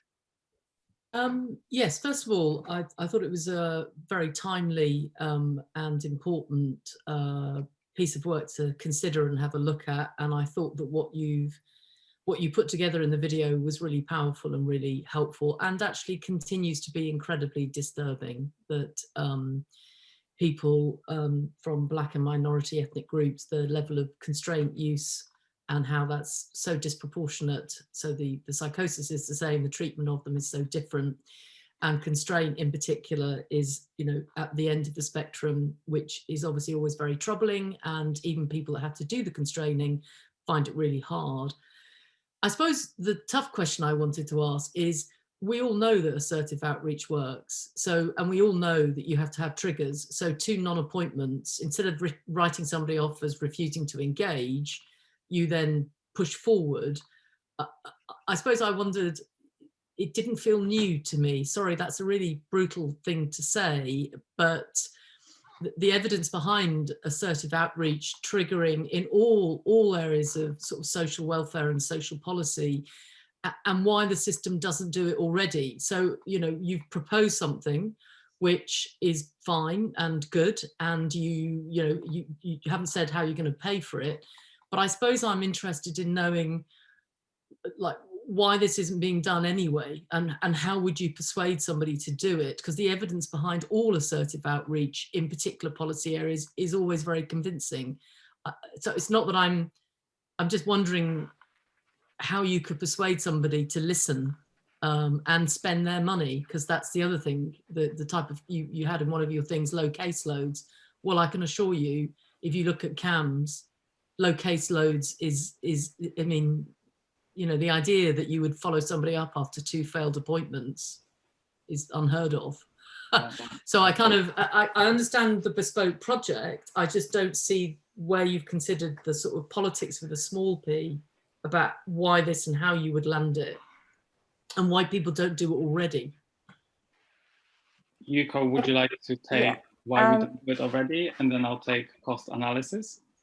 Okay, sure. I might just drop onto the costs part a tiny bit, just saying that it is a long-term investment, so we might see cost cuts in the future. So it might be an investment at the start, but so that might be the huge barrier to overcome before even starting this. And I guess, as you said, the reason why this hasn't been done yet is because it hasn't been, I mean, psychosis is not a glamorous topic, and mental illnesses aren't a glamorous topic. So I guess people wouldn't necessarily want to talk about it a lot. And now it's come more and more into the light of like into the spotlight of media and such. So I think now is the chance to actually discuss this, because people have been more open about it. Although I guess it's easier to talk about things like depression and anxiety, because people might relate to it more so than psychosis. So I guess there is the stigma around it, which is why people might not want to encounter it much. I could see that being a barrier to why it hasn't been implemented yet. Thank you. Yuko, just before we hear from Philip, do you think you could put your you could stop sharing your screen now so we can just see everybody? Yeah, sorry. Actually, I would appreciate the screen again. Just I hate to interfere. If you've got some new class, we'd watched that slide for rather a long time. I'd read it, I think, 100 times. But now, sorry. Thank you for reminding me. But oh yeah, here's the slide, Philip. Yes. So as you can see on this slide, these are some costs of, particularly if we could focus on the early psychosis service. This is a similar cost to the assertive outreach cost that we mentioned in our video. So approximately, we estimate that £1,200,000 would be needed. And that, boiling down to £4,000 per patient, actually psychosis as care as usual presently costs not that much less than £4,000. And on top of this, what we see is an increase in the costs of psychosis, because as you mentioned, CARMS and so ARMS, which is at-risk mental health mental state, that's been really funded more comparatively as to interventions for ethnic minorities. And ARMS actually increases in costs in trials for ARMS. The costs increase in the control condition, whereas for ARMS, they remain more or less the same, meaning that at a longer time point, so this really reiterates the point that Yuko made, psychosis actually turns out being costing the NHS less if we invest in an outreach treatment. And the reason why we don't propose to base this on ARMS is because it's specific to treating symptoms of early episode psychosis, which is not the same as a full diagnosis of psychosis. And in addition, it's not really assertive. As you mentioned, the caseload in ARMS is not a low caseload. So these costs that we present £4,000 from the Assertive Outreach Programme in South London. They are based on cost of having a low caseload, but not on costs of having the specific treatment for early intervention psychosis, which requires a lot of treatment sessions a week. So the costs are actually similar, which is a big point. And yeah, as I said, there's a difference between ARMS and having a full diagnosis of psychosis as well, which is significant to consider. Okay, thank you, Philip. Anna, do you want to come in? Well, I was going to ask about cost actually, but you've sort of answered that. So I mean, one of the questions that occurs to me now is why, if the evidence is strong as you and Louise suggest, and the costings seem quite convincing to, why hasn't this been tried? Do we know why hasn't this been implemented? Because it just strikes me as a very, very obvious good idea. Yuko, would you like to answer, or should I go ahead and start? You want to go ahead? That would be good. So I think that the reason why it's not been started is because we've not started a conversation about the systemic racism in mental health care. And therefore now is a good time with the Mental Health Act reform, which proposes to address the disproportionate rates of detentions. In addition to that, as we mentioned in our video, there's another reason, candidate reason for the disproportionate detention rates, which has been studied as well, which is the poorer rapport between therapists and mental health professionals and patients in terms of BAME patients. So it really boils down to cultural understanding in many cases. So it's being proposed to also reform the current mental health care to have more mental health care staff. But we identified this as an evidence other reason. And I think to answer your question more directly, why it's not being done yet was because there was no conversation about this systemic racism in mental health care. And in addition to that, there was a bigger focus on the report and understanding of the patient. But there's also evidence that there's disengagement. And what about the disengaged patients? Because we can put a lot of effort into training staff to understand patients of different cultural backgrounds. But what if the patients don't come to the staff in the first place? And we see disengagement and mistrust, as we said in the video. So this is an extra step actually. And we see it as foreseeing the future when it might turn out that actually employing more BAME staff was not enough to decrease the disproportionate detention rates. Okay, interesting stuff, Philip. Joe Johnson, do you want to come in on this? Just to say again, this was a presentation that really startled and alarmed me. These statistics which you so brilliantly presented to us. Shocking to see 4 times more Black people with psychosis than white people being detained. I mean, these are things which do need a greater public airing so that we can get to a better understanding of why this is happening, and if it is due to structural racism in our healthcare system, in our mental health services, then we need clearly to address it. Others are more expert than me as to whether assertive outreach is the most effective and best value for money way of doing it. I agree with Anand and Louise that it seems surprising that this isn't already happening, but I think you've done an excellent presentation, and thanks very much for bringing it to my attention. Thank you. Excellent. Well done. Thank you very much indeed, Philip and Yuko, for your excellent presentation and your excellent answers and excellent slides. Thank you for all of those.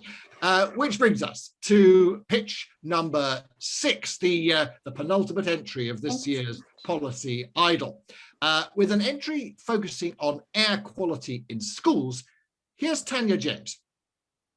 Over 2,000 schools and nurseries in England and Wales are located in areas with dangerously high levels of air pollution that exceed legally approved limits of particulate matter. If not treated as a health emergency, the toxic air in these classrooms could prove to be an open invitation to many more airborne outbreaks in the future, also placing the fragile education careers of over 500,000 pupils at risk. Which when spending an estimated 30% of their average stay at these schools, they receive nearly half their exposure to air pollution during this period, making education a rather detrimental experience in the UK. The cognitive and behavioural impacts of this worrying exposure are equivalent to that of skipping breakfast in terms of neurological development, causing the working memory of a child to decrease by approximately 20%. Furthermore, younger pupils in particular have immature respiratory immune systems that can be easily impaired by air pollutants such as nitrogen dioxide, partially explaining why 1 in 11 children in the UK have some form of respiratory disorder that can be exacerbated further by the pollution in these classrooms. But what can our government do to address this neglected respiratory epidemic flourishing in the comfort of British classrooms? Well, my policy proposal is to subsidise the cost of installing air filtration systems in these schools to develop safer and healthier learning environments. These healthy, toxin-free classrooms will help not only in securing bright education careers for students, but will also promise health security and equity for a wider population. This will be achieved through air filtration systems that include carbon filters and UVC sterilisation lamps that reduce levels of toxic pollution such as nitrates while providing protection against airborne pathogens, including harmful bacteria and viruses. This threat has been felt globally over the past 1 year through COVID-19. The installation of such systems has shown enormous success in Merrick London's 6-month air filtration system trial in 6 London nurseries, where a remarkable reduction of up to 97% was recorded in the concentration of particulate matter 2.5 and 10. Also surprisingly, these systems could potentially narrow down the achievement gap between working class and middle class pupils, which has long been a top priority for policymakers within the Department of Education. Sounds incredible, but how can the execution of this straightforward policy reduce this historically infamous inequality? Well, the majority of these schools are situated within working class localities. A 20% reduction in air pollution in these schools could increase the development of a child's working memory by 6%, which is estimated to be as effective as 4 weeks of extra learning time per year. Also valued at just 10p per child per day, this policy offers a sustainable solution to what British Lung Foundation calls the economic burden of lung disease, costing the UK a staggering £9.9 billion each year. Overall, living in a post-COVID society where now more than ever we're truly aware of not only the toll poor respiratory health can take on the NHS, but also the educational damage students can incur from not being physically present in school, there should be no reason why the children of this nation should not be promised cleaner air in classrooms. Let's make the new normal healthier and cleaner than the old normal. An impassioned entry from Tanya, who joins us now. Welcome to you. And the first question on this one comes from Louise Casey. Tanya, I loved your presentation. I think one of the things about life is being able to just stand and talk coherently and thoroughly and well without lots of props and all the rest of it. I thought it was a really, really good presentation. And I utterly love the real simplicity of, if we just get all these classrooms with, versions of whatever the technical dehumidifier and the type of cost involved, the type of difference that would make, and that we know already that schools in nicer areas will have less of these issues to worry about, whereas actually the schools living where I live, this is a constant worry to parents, the whole and some of the high profile sad cases that have been there. I guess the really difficult question I wanted to ask you, Tanya, and is, so there's a trade-off, isn't there? Like, do we try and stop the use of cars, the use of vehicles, the sort of wider ecological ways of trying to deal with the environment? And is that the solution that we should head down? If you've got, governments always have finite amounts of resources and energy, and they always have to make decisions about where they put their money and how.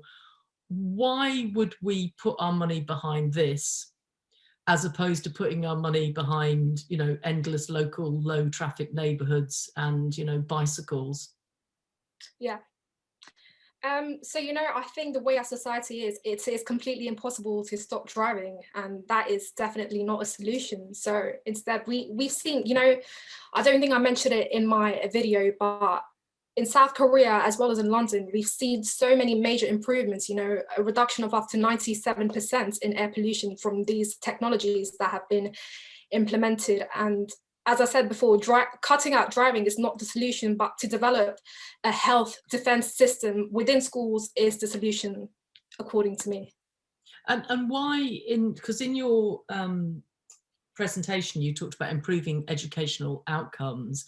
And then in the video, which I really loved the video, kind of the interconnectedness between that issue and issues in disadvantaged areas. I wondered if you could just say a bit about that, Tanya. Okay, yeah. So, you know, most of these schools are located in areas that, as you said, are in working class areas, right? And pollution really does affect how you mentally develop, right? So I think installing is sort of like the only solution to overcome, not the only solution, but, you know, you need to start taking baby steps towards it, because you can't just do one thing and expect the kind of like the socioeconomic gap within education to close. So this is like one of just a baby step towards it, I think. But a really simple and practical one. That's the beauty of it. Yeah. Excellent. Thank you, Louise. Thanks a lot. Anand, what would you like to ask?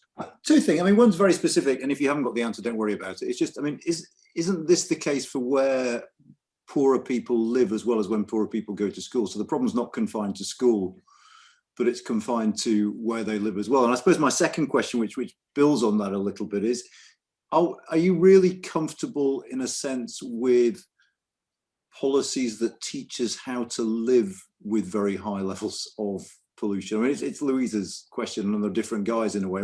Isn't there not a danger that this approaches the problem from the wrong end? It assumes that we live in a world where it's difficult to breathe if you go outside, takes that as a given and says, okay, so let's make sure the air is clean when it comes inside. And isn't that the wrong way around in a way?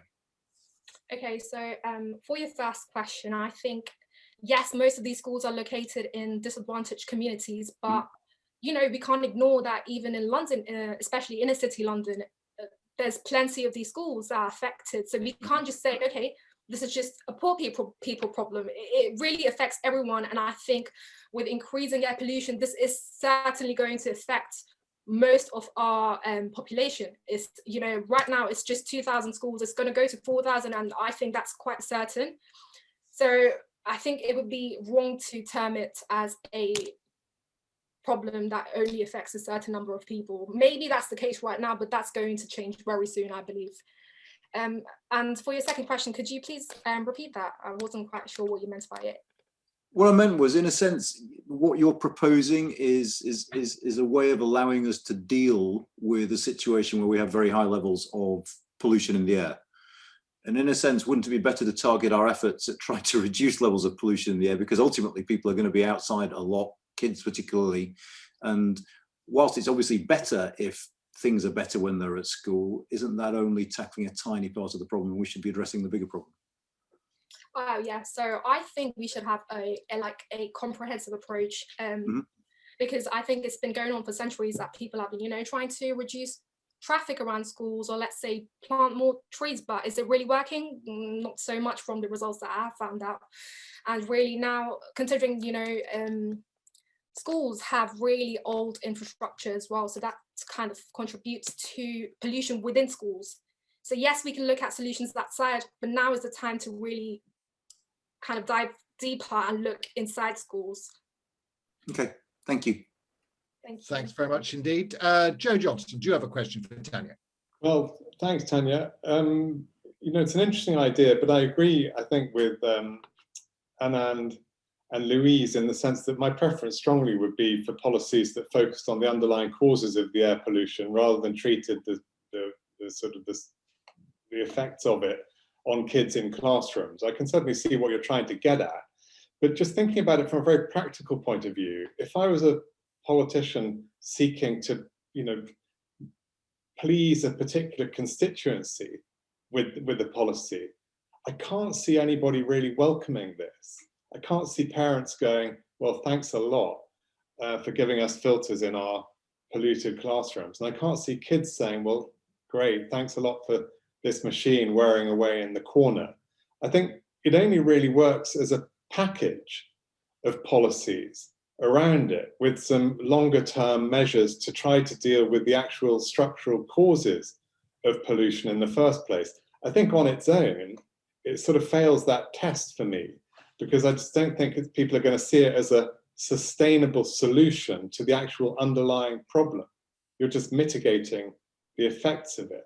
So I would appreciate your thoughts on how you would try and package it up as part of a structural answer to the underlying problem. Yes.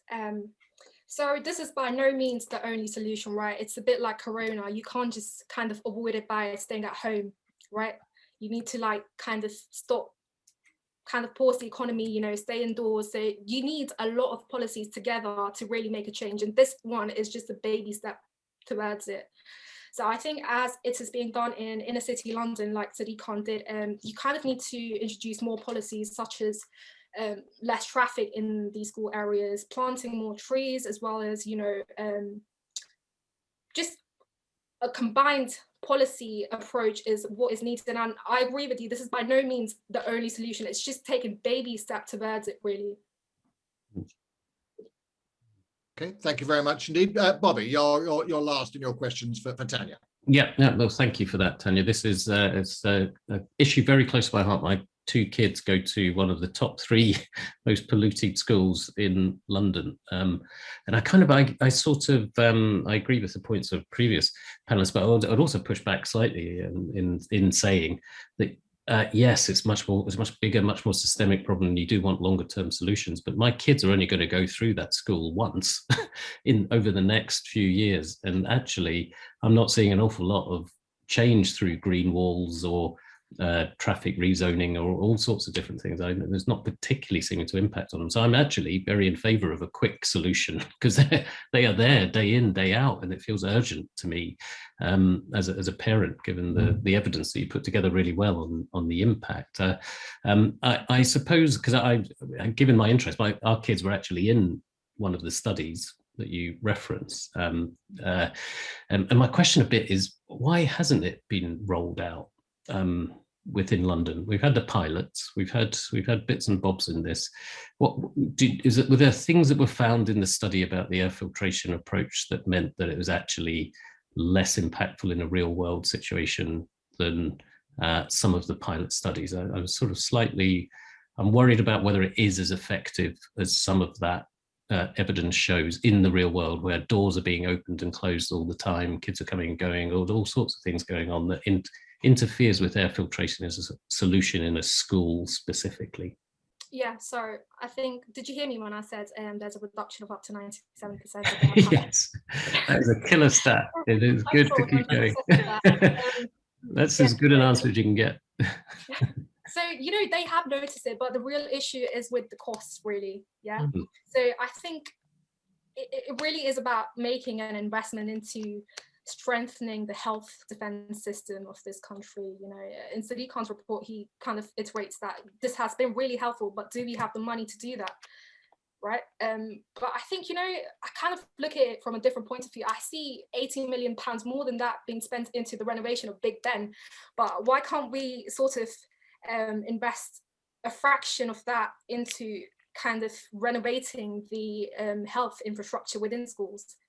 So cost is an issue, but I think we need it, considering we live in a post-COVID society where we know that the air around us is not the healthiest, and the health infrastructure in this country is not as strong as we think it is. So yeah. Thank you, Tanya. Well, you've certainly touched a nerve with Bobby, who definitely will be voting for this, Joe. He's just waiting for a politician to get those air filtration systems in. So thanks very much again to Tanya. A reminder that there are 3 prizes on offer: £500 awards for analysis and presentation, and a cool grand for our winner. It is time now for the last presentation of Policy Idol 2021. This comes from a duo, Philippos Papadopoulos and Yusuf Sheikh. Perhaps it was the events of the summer, but this is another pitch dedicated to confronting systemic racism in the NHS, and the video is entitled A Time for Change. Systemic racism, a term used all too often nowadays to refer to injustices arising from deeply rooted racial inequalities in society. The Black Lives Matter movement and the disproportionate impact of COVID-19 on disadvantaged communities have recently sparked political outrage and civil unrest. In the UK, there has been a huge commitment to track, analyse and understand racial disparities in COVID outcomes, leading to an impressive policy response. However, one critically important group has been left out: Black, Asian, and minority ethnic NHS workers. BAME workers make up only 20% of the NHS workforce, yet they still account for over 60% of COVID deaths. Reports of discrimination, unsafe working conditions, and multiple accounts of harassment have come to light. These problems pose a very real threat to the sustainability of an already unstable workforce. They can no longer be dismissed as random. Systemic racism is a bleak reality. So, how can we foster an environment of inclusivity and racial equality in the NHS? Well, despite controversies around their place in healthcare, monetary incentives are very effective policy tools for assisting local leaders in setting priorities and reaching specific quality targets. We therefore propose a policy which utilizes existing pay-for-performance schemes to incentivize NHS organizations to improve in workforce equality. This will be achieved through adding equality improvement indicators to these schemes. Examples of these indicators include measuring incidents of harassment, ethnicity pay gaps, and rate of employee turnover. For each individual healthcare provider, there will be a benchmark set by their past performance across these new indicators. Year-on-year equality improvements will then be financially rewarded, and best-performing organizations will receive excellence recognition awards. Data for these indicators will be aggregated from the annual Workforce Racial Equality Standard Reports and the annual NHS staff surveys. To further support the implementation of this policy, we advocate appointing local workforce inclusivity champions within each NHS organisation. They will be responsible for engaging with staff through diversity initiatives and advising senior leadership on improving organisational performance across our indicators. The success of our policy will be the result of increasing transparency on serious organisational issues, holding accountable key stakeholders for improving race equality standards, and empowering NHS staff to voice their concerns. Our forward-looking policy proposal aims to institutionalize a racial equality mandate, providing a platform on which positive cultural change and inclusivity can flourish. It is estimated that workplace discrimination in the NHS costs an excess of £1 billion annually, due to reduced productivity, mental illness, and lost income from missed career progression opportunities. We firmly believe that creating an inclusive environment is an inevitable step forwards for delivering better care and ensuring the sustainability of an incredibly diverse NHS workforce. We have a rare window of opportunity. The time for change is now. Great stuff. We're joined by Philippos and Yusuf now. Welcome to the Policy Idol virtual stage. Thank you for your presentation. And the first question this time comes from Anand. What did you make of it, Anand? Firstly, I thought it was a really good presentation, so thank you. Really, really interesting. And I just want to sort of slightly play devil's advocate with you, I think, here, and start off by saying, shouldn't this apply to all sorts of inequality? Why just race? I mean, you're focusing very much on this issue, but actually it strikes me that that's not the only kind of inequality that exists here, and shouldn't we have targets for all of them in the same way? Thank you for this great question, and thank you for having us to the final.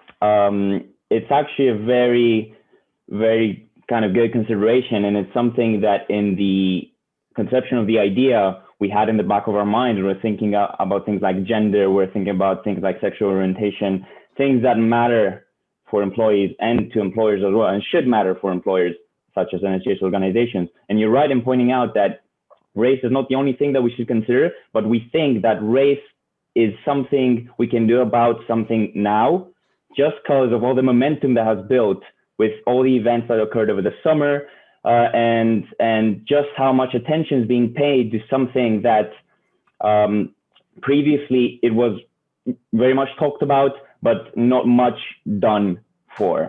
So that's why we think we've got a rare window of opportunity to act, and that's why we say that the time for change is now.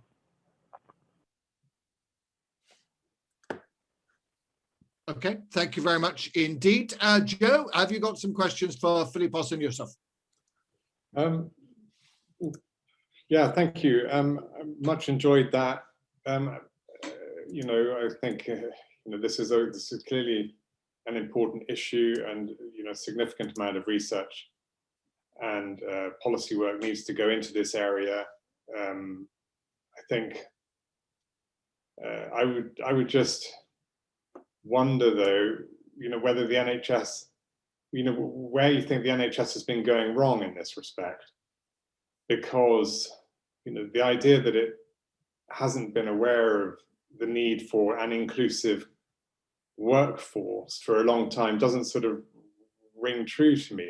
I think the NHS has been keen to have an inclusive workforce to tackle these issues. So I guess I'd be interested in your views on why you think its focus to date hasn't been effective. So any thoughts on that would be welcome. Yeah, great question, and that's also something we thought about. So why exactly would our policy work when this has been talked about for so long, and why hasn't everything that has been tried beforehand, why hasn't that been effective? And I suppose one of the reasons for that, and you can look towards the quality outcomes framework. The quality outcomes framework was actually introduced to improve the quality of care. And the same question can be asked, why wasn't the quality of care inherent? Surely you would assume that you'd have a high level of quality of care. And I think one of the reasons why that hasn't been the case with tackling racial inequalities is there's a lack of objective criteria. There's a lack of, as we would put it, financial incentives, which will therefore create greater awareness around this, and not just awareness, but actually set specific targets and improvement indicators for different trusts to reach.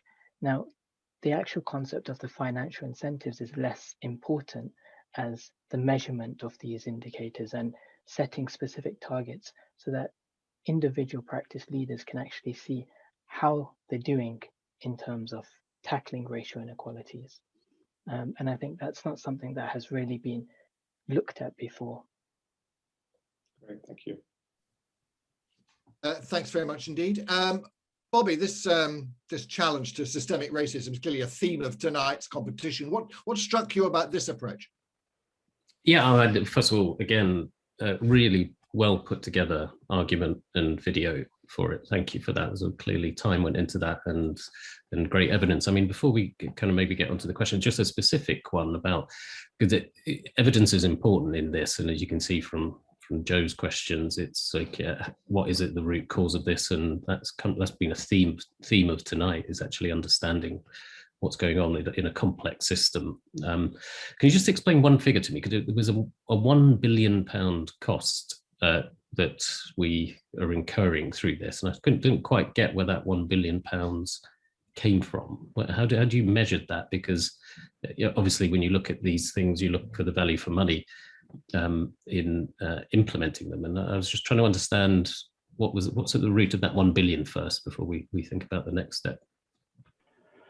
I can answer that question, and it's a very intelligent question, because we frame our problem with a figure, and we say that potentially we could be looking at a very substantial cost to society because of persisting inequalities. So this figure was used to stress just how much inequalities in the workforce cost the NHS in economic terms. So there's been a lot of papers that have been produced, but we draw this figure from a paper that was looking at the UK workforce as a whole, and it did an analysis looking at what would be the sort of gains to society of having these people included in the workforce, and that was for the whole UK. So we extrapolated from this using the number of employees in the NHS to say we could attribute this sort of cost to the NHS. So it's mainly for illustrative purposes. Obviously, nobody can put a real figure to it, but it just gives you an idea of just how much we're losing out by not having as inclusive environments as we could have. When we don't even measure, for example, what's the cost of people not entering the workforce because they're afraid that they'll be discriminated against. This is something that nobody can analyze. So it might even be a gross underestimation of the actual cost of society. But yeah. Okay, so you modeled it from other work into what could be the NHS. Okay, that makes sense. And I suppose just to follow up on that, because there's always costs and bureaucracy around these implementation, and it's kind of given, you'll be working in medicine and health, I guess.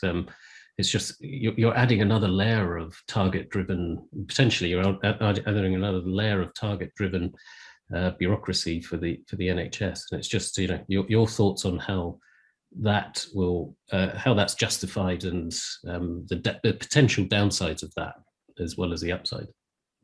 Sure, and again, that's something we also looked at. The costs are hugely important. And I think that's the beauty of our policy, is in the sense that it's very, very simple. The infrastructure for pay-for-performance schemes already exist. That's already there. The indicators that we're looking at, a lot of them are actually measured in the workforce racial equality standards. Those indicators are already present. We're simply proposing we merge the two together and provide practices and health providers actually an objective target, a means for them to actually be rewarded for the efforts that they include. So the actual cost of integrating the two would be minimal. In terms of the cost for the incentives themselves, this could be achieved. I mean, it's very difficult to estimate exactly how much each indicator would cost. For example, the current cough indicators for clinical outcomes, they cost around £200, or there's a payout of around £200 per indicator. So it would depend upon how many indicators are included. But the budget for this could be used by a dilution of the payouts for the QOF frameworks. And these pay-for-performance schemes, they were never meant as a main source of revenue for healthcare providers. They were simply there to provide a jumpstart for improvement in qualities of care. And we're proposing we use this, we're asking, why can't this be used to provide a jumpstart for improvements in racial equality as well? Great, thank you so much. Thank you, Bobby. And finally, Louise, with the last questions for Policy Idol 2021. Yes, I was just listening to that conversation and how interesting it is, and like the others, very important thoughts, very important policy issue. I suppose my starting point is payment by results is not in the public sector something that is highly motivational. So it may motivate the top end of a hospital trust, but it isn't in the day-to-day sort of DNA of public sector workers. Their motivations, I understand from the evidence, is quite different. So I was sort of interested in the sort of financial reward if met, and why would we be incentivizing a financial reward around race equality as opposed to maybe the hospitals being clean. You know, the fact that you know, people get sepsis when they go into hospital. And I wondered as well, just in terms of the NHS, of course, it is actually more representative of the community than other public sector bodies. It does actually have people at senior levels, unusually, particularly on the doctors and consultants level, than you would have in other areas of the public sector. And, you know, the dominating issue around what you said about people dying from COVID is you can't ignore the lap over between that and overall disadvantage, that actually people who are poor are more likely to be sick, more likely to die younger, and more likely to be affected by COVID. And there's an overlap, isn't there, between Black and minority populations, and even those you can't just throw all in the same category and say, you know, the sort of the intricacies of different populations and how they're affected and where they live. So I just wondered what the sort of guiding, why you did this and why this particular part of the world. Is it because the NHS has been, and that's okay if it is it because the NHS at the moment is so much at the forefront of everybody's thinking that actually what you thought then, well, we'll go reform there first? Or do you actually think there are deeper issues in relation to healthcare professionals and healthcare providers around what you're calling institutional racism? I could take very tough questions to end on, but I think Yusuf and Philippus can probably help. I can take the first part of the question, trying to address everything you said to us. So with the first part where you mentioned why would we should invest time, effort, and potentially money into something like that instead of, for example, keeping hospitals clean. Well, answering to the previous questions and also to this one, we thought that this would be the best time to be introducing something with lasting impact, to be introducing something that is not meant to be a long-term financial structure by which people that do this, you know, do well in terms of equality will be rewarded. The financial rewards, as Yusuf mentioned, they're more short-term and are meant to jumpstart initiatives, jumpstart ideas, solutions, and creative thinking around how do I make my workplace a desirable place to work. We found it very important to make NHS organizations the best employers in healthcare, because the NHS has achieved incredible milestones in many other aspects of care, and we think we can do this with inclusivity and make the NHS a desirable place to work, which it already is, but it could be even better. So we can attract foreign talent. This is something very important now. We know attrition of, for example, the nursing staff is very, very important. We don't want to lose these people. The number of ethnicities in the NHS is incredible. The diversity is, it's enviable what the NHS has been able to achieve. So we want to maintain that, and this is why we're introducing this at this time, and why we're not investing into anything else. I don't know if Yusuf wants to take over the other bits. I've been talking for too much.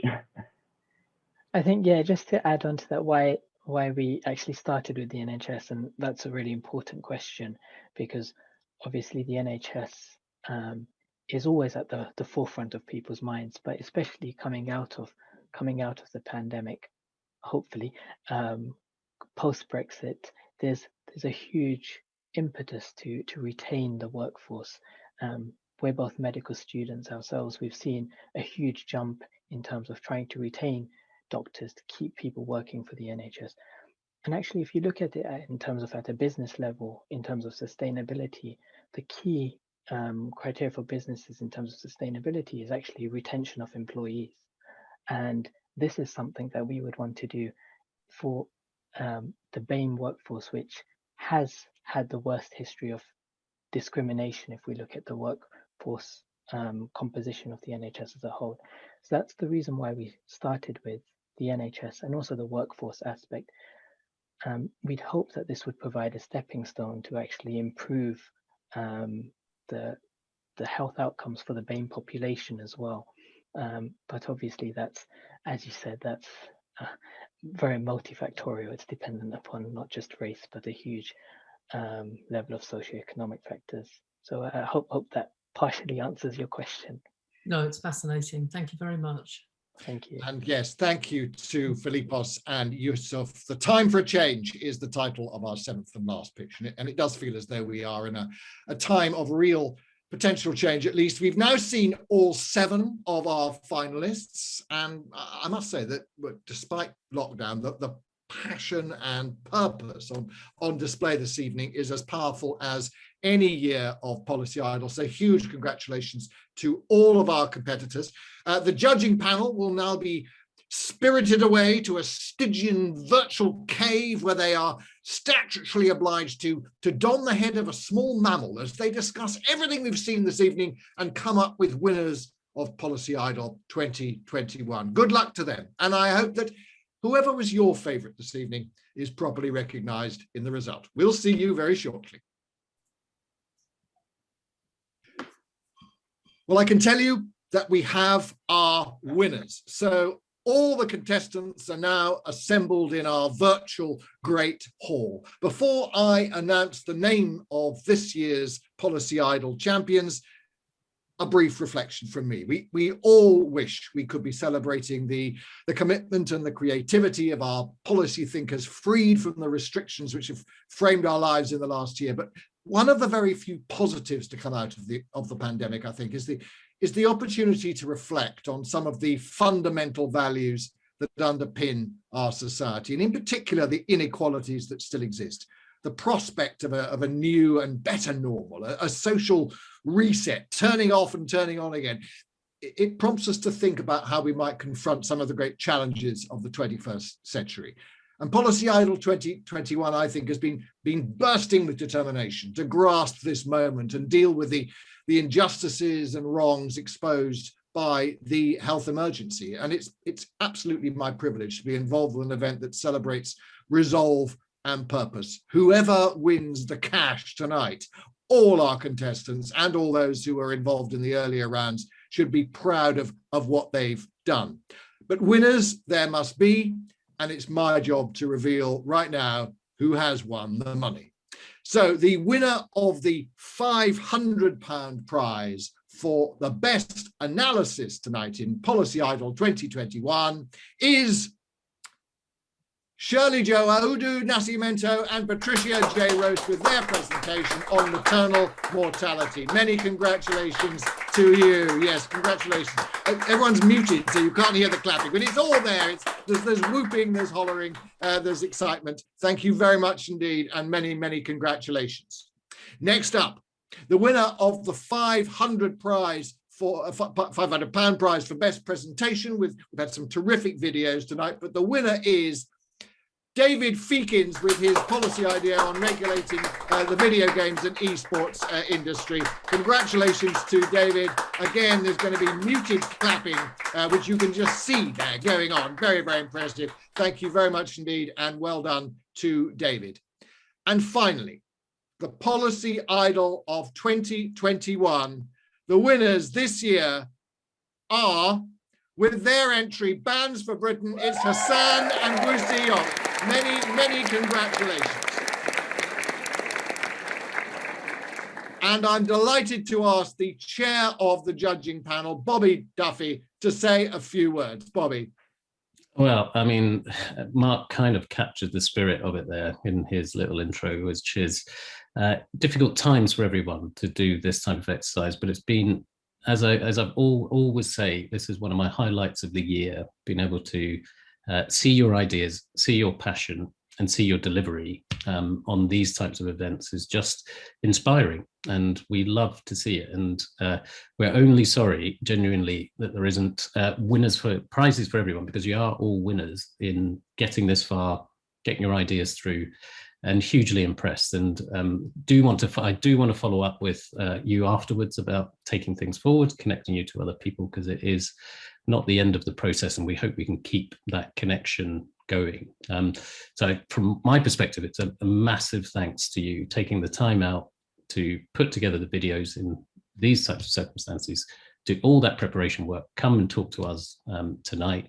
We massively appreciate you taking the time. I would also like to thank the team at the Policy Institute for organising it and supporting people. They've been, they love it too, and they love putting that sort of time into it. And of course, our panels and our panel of judges and our excellent compere for tonight. Another brilliant event. Mark.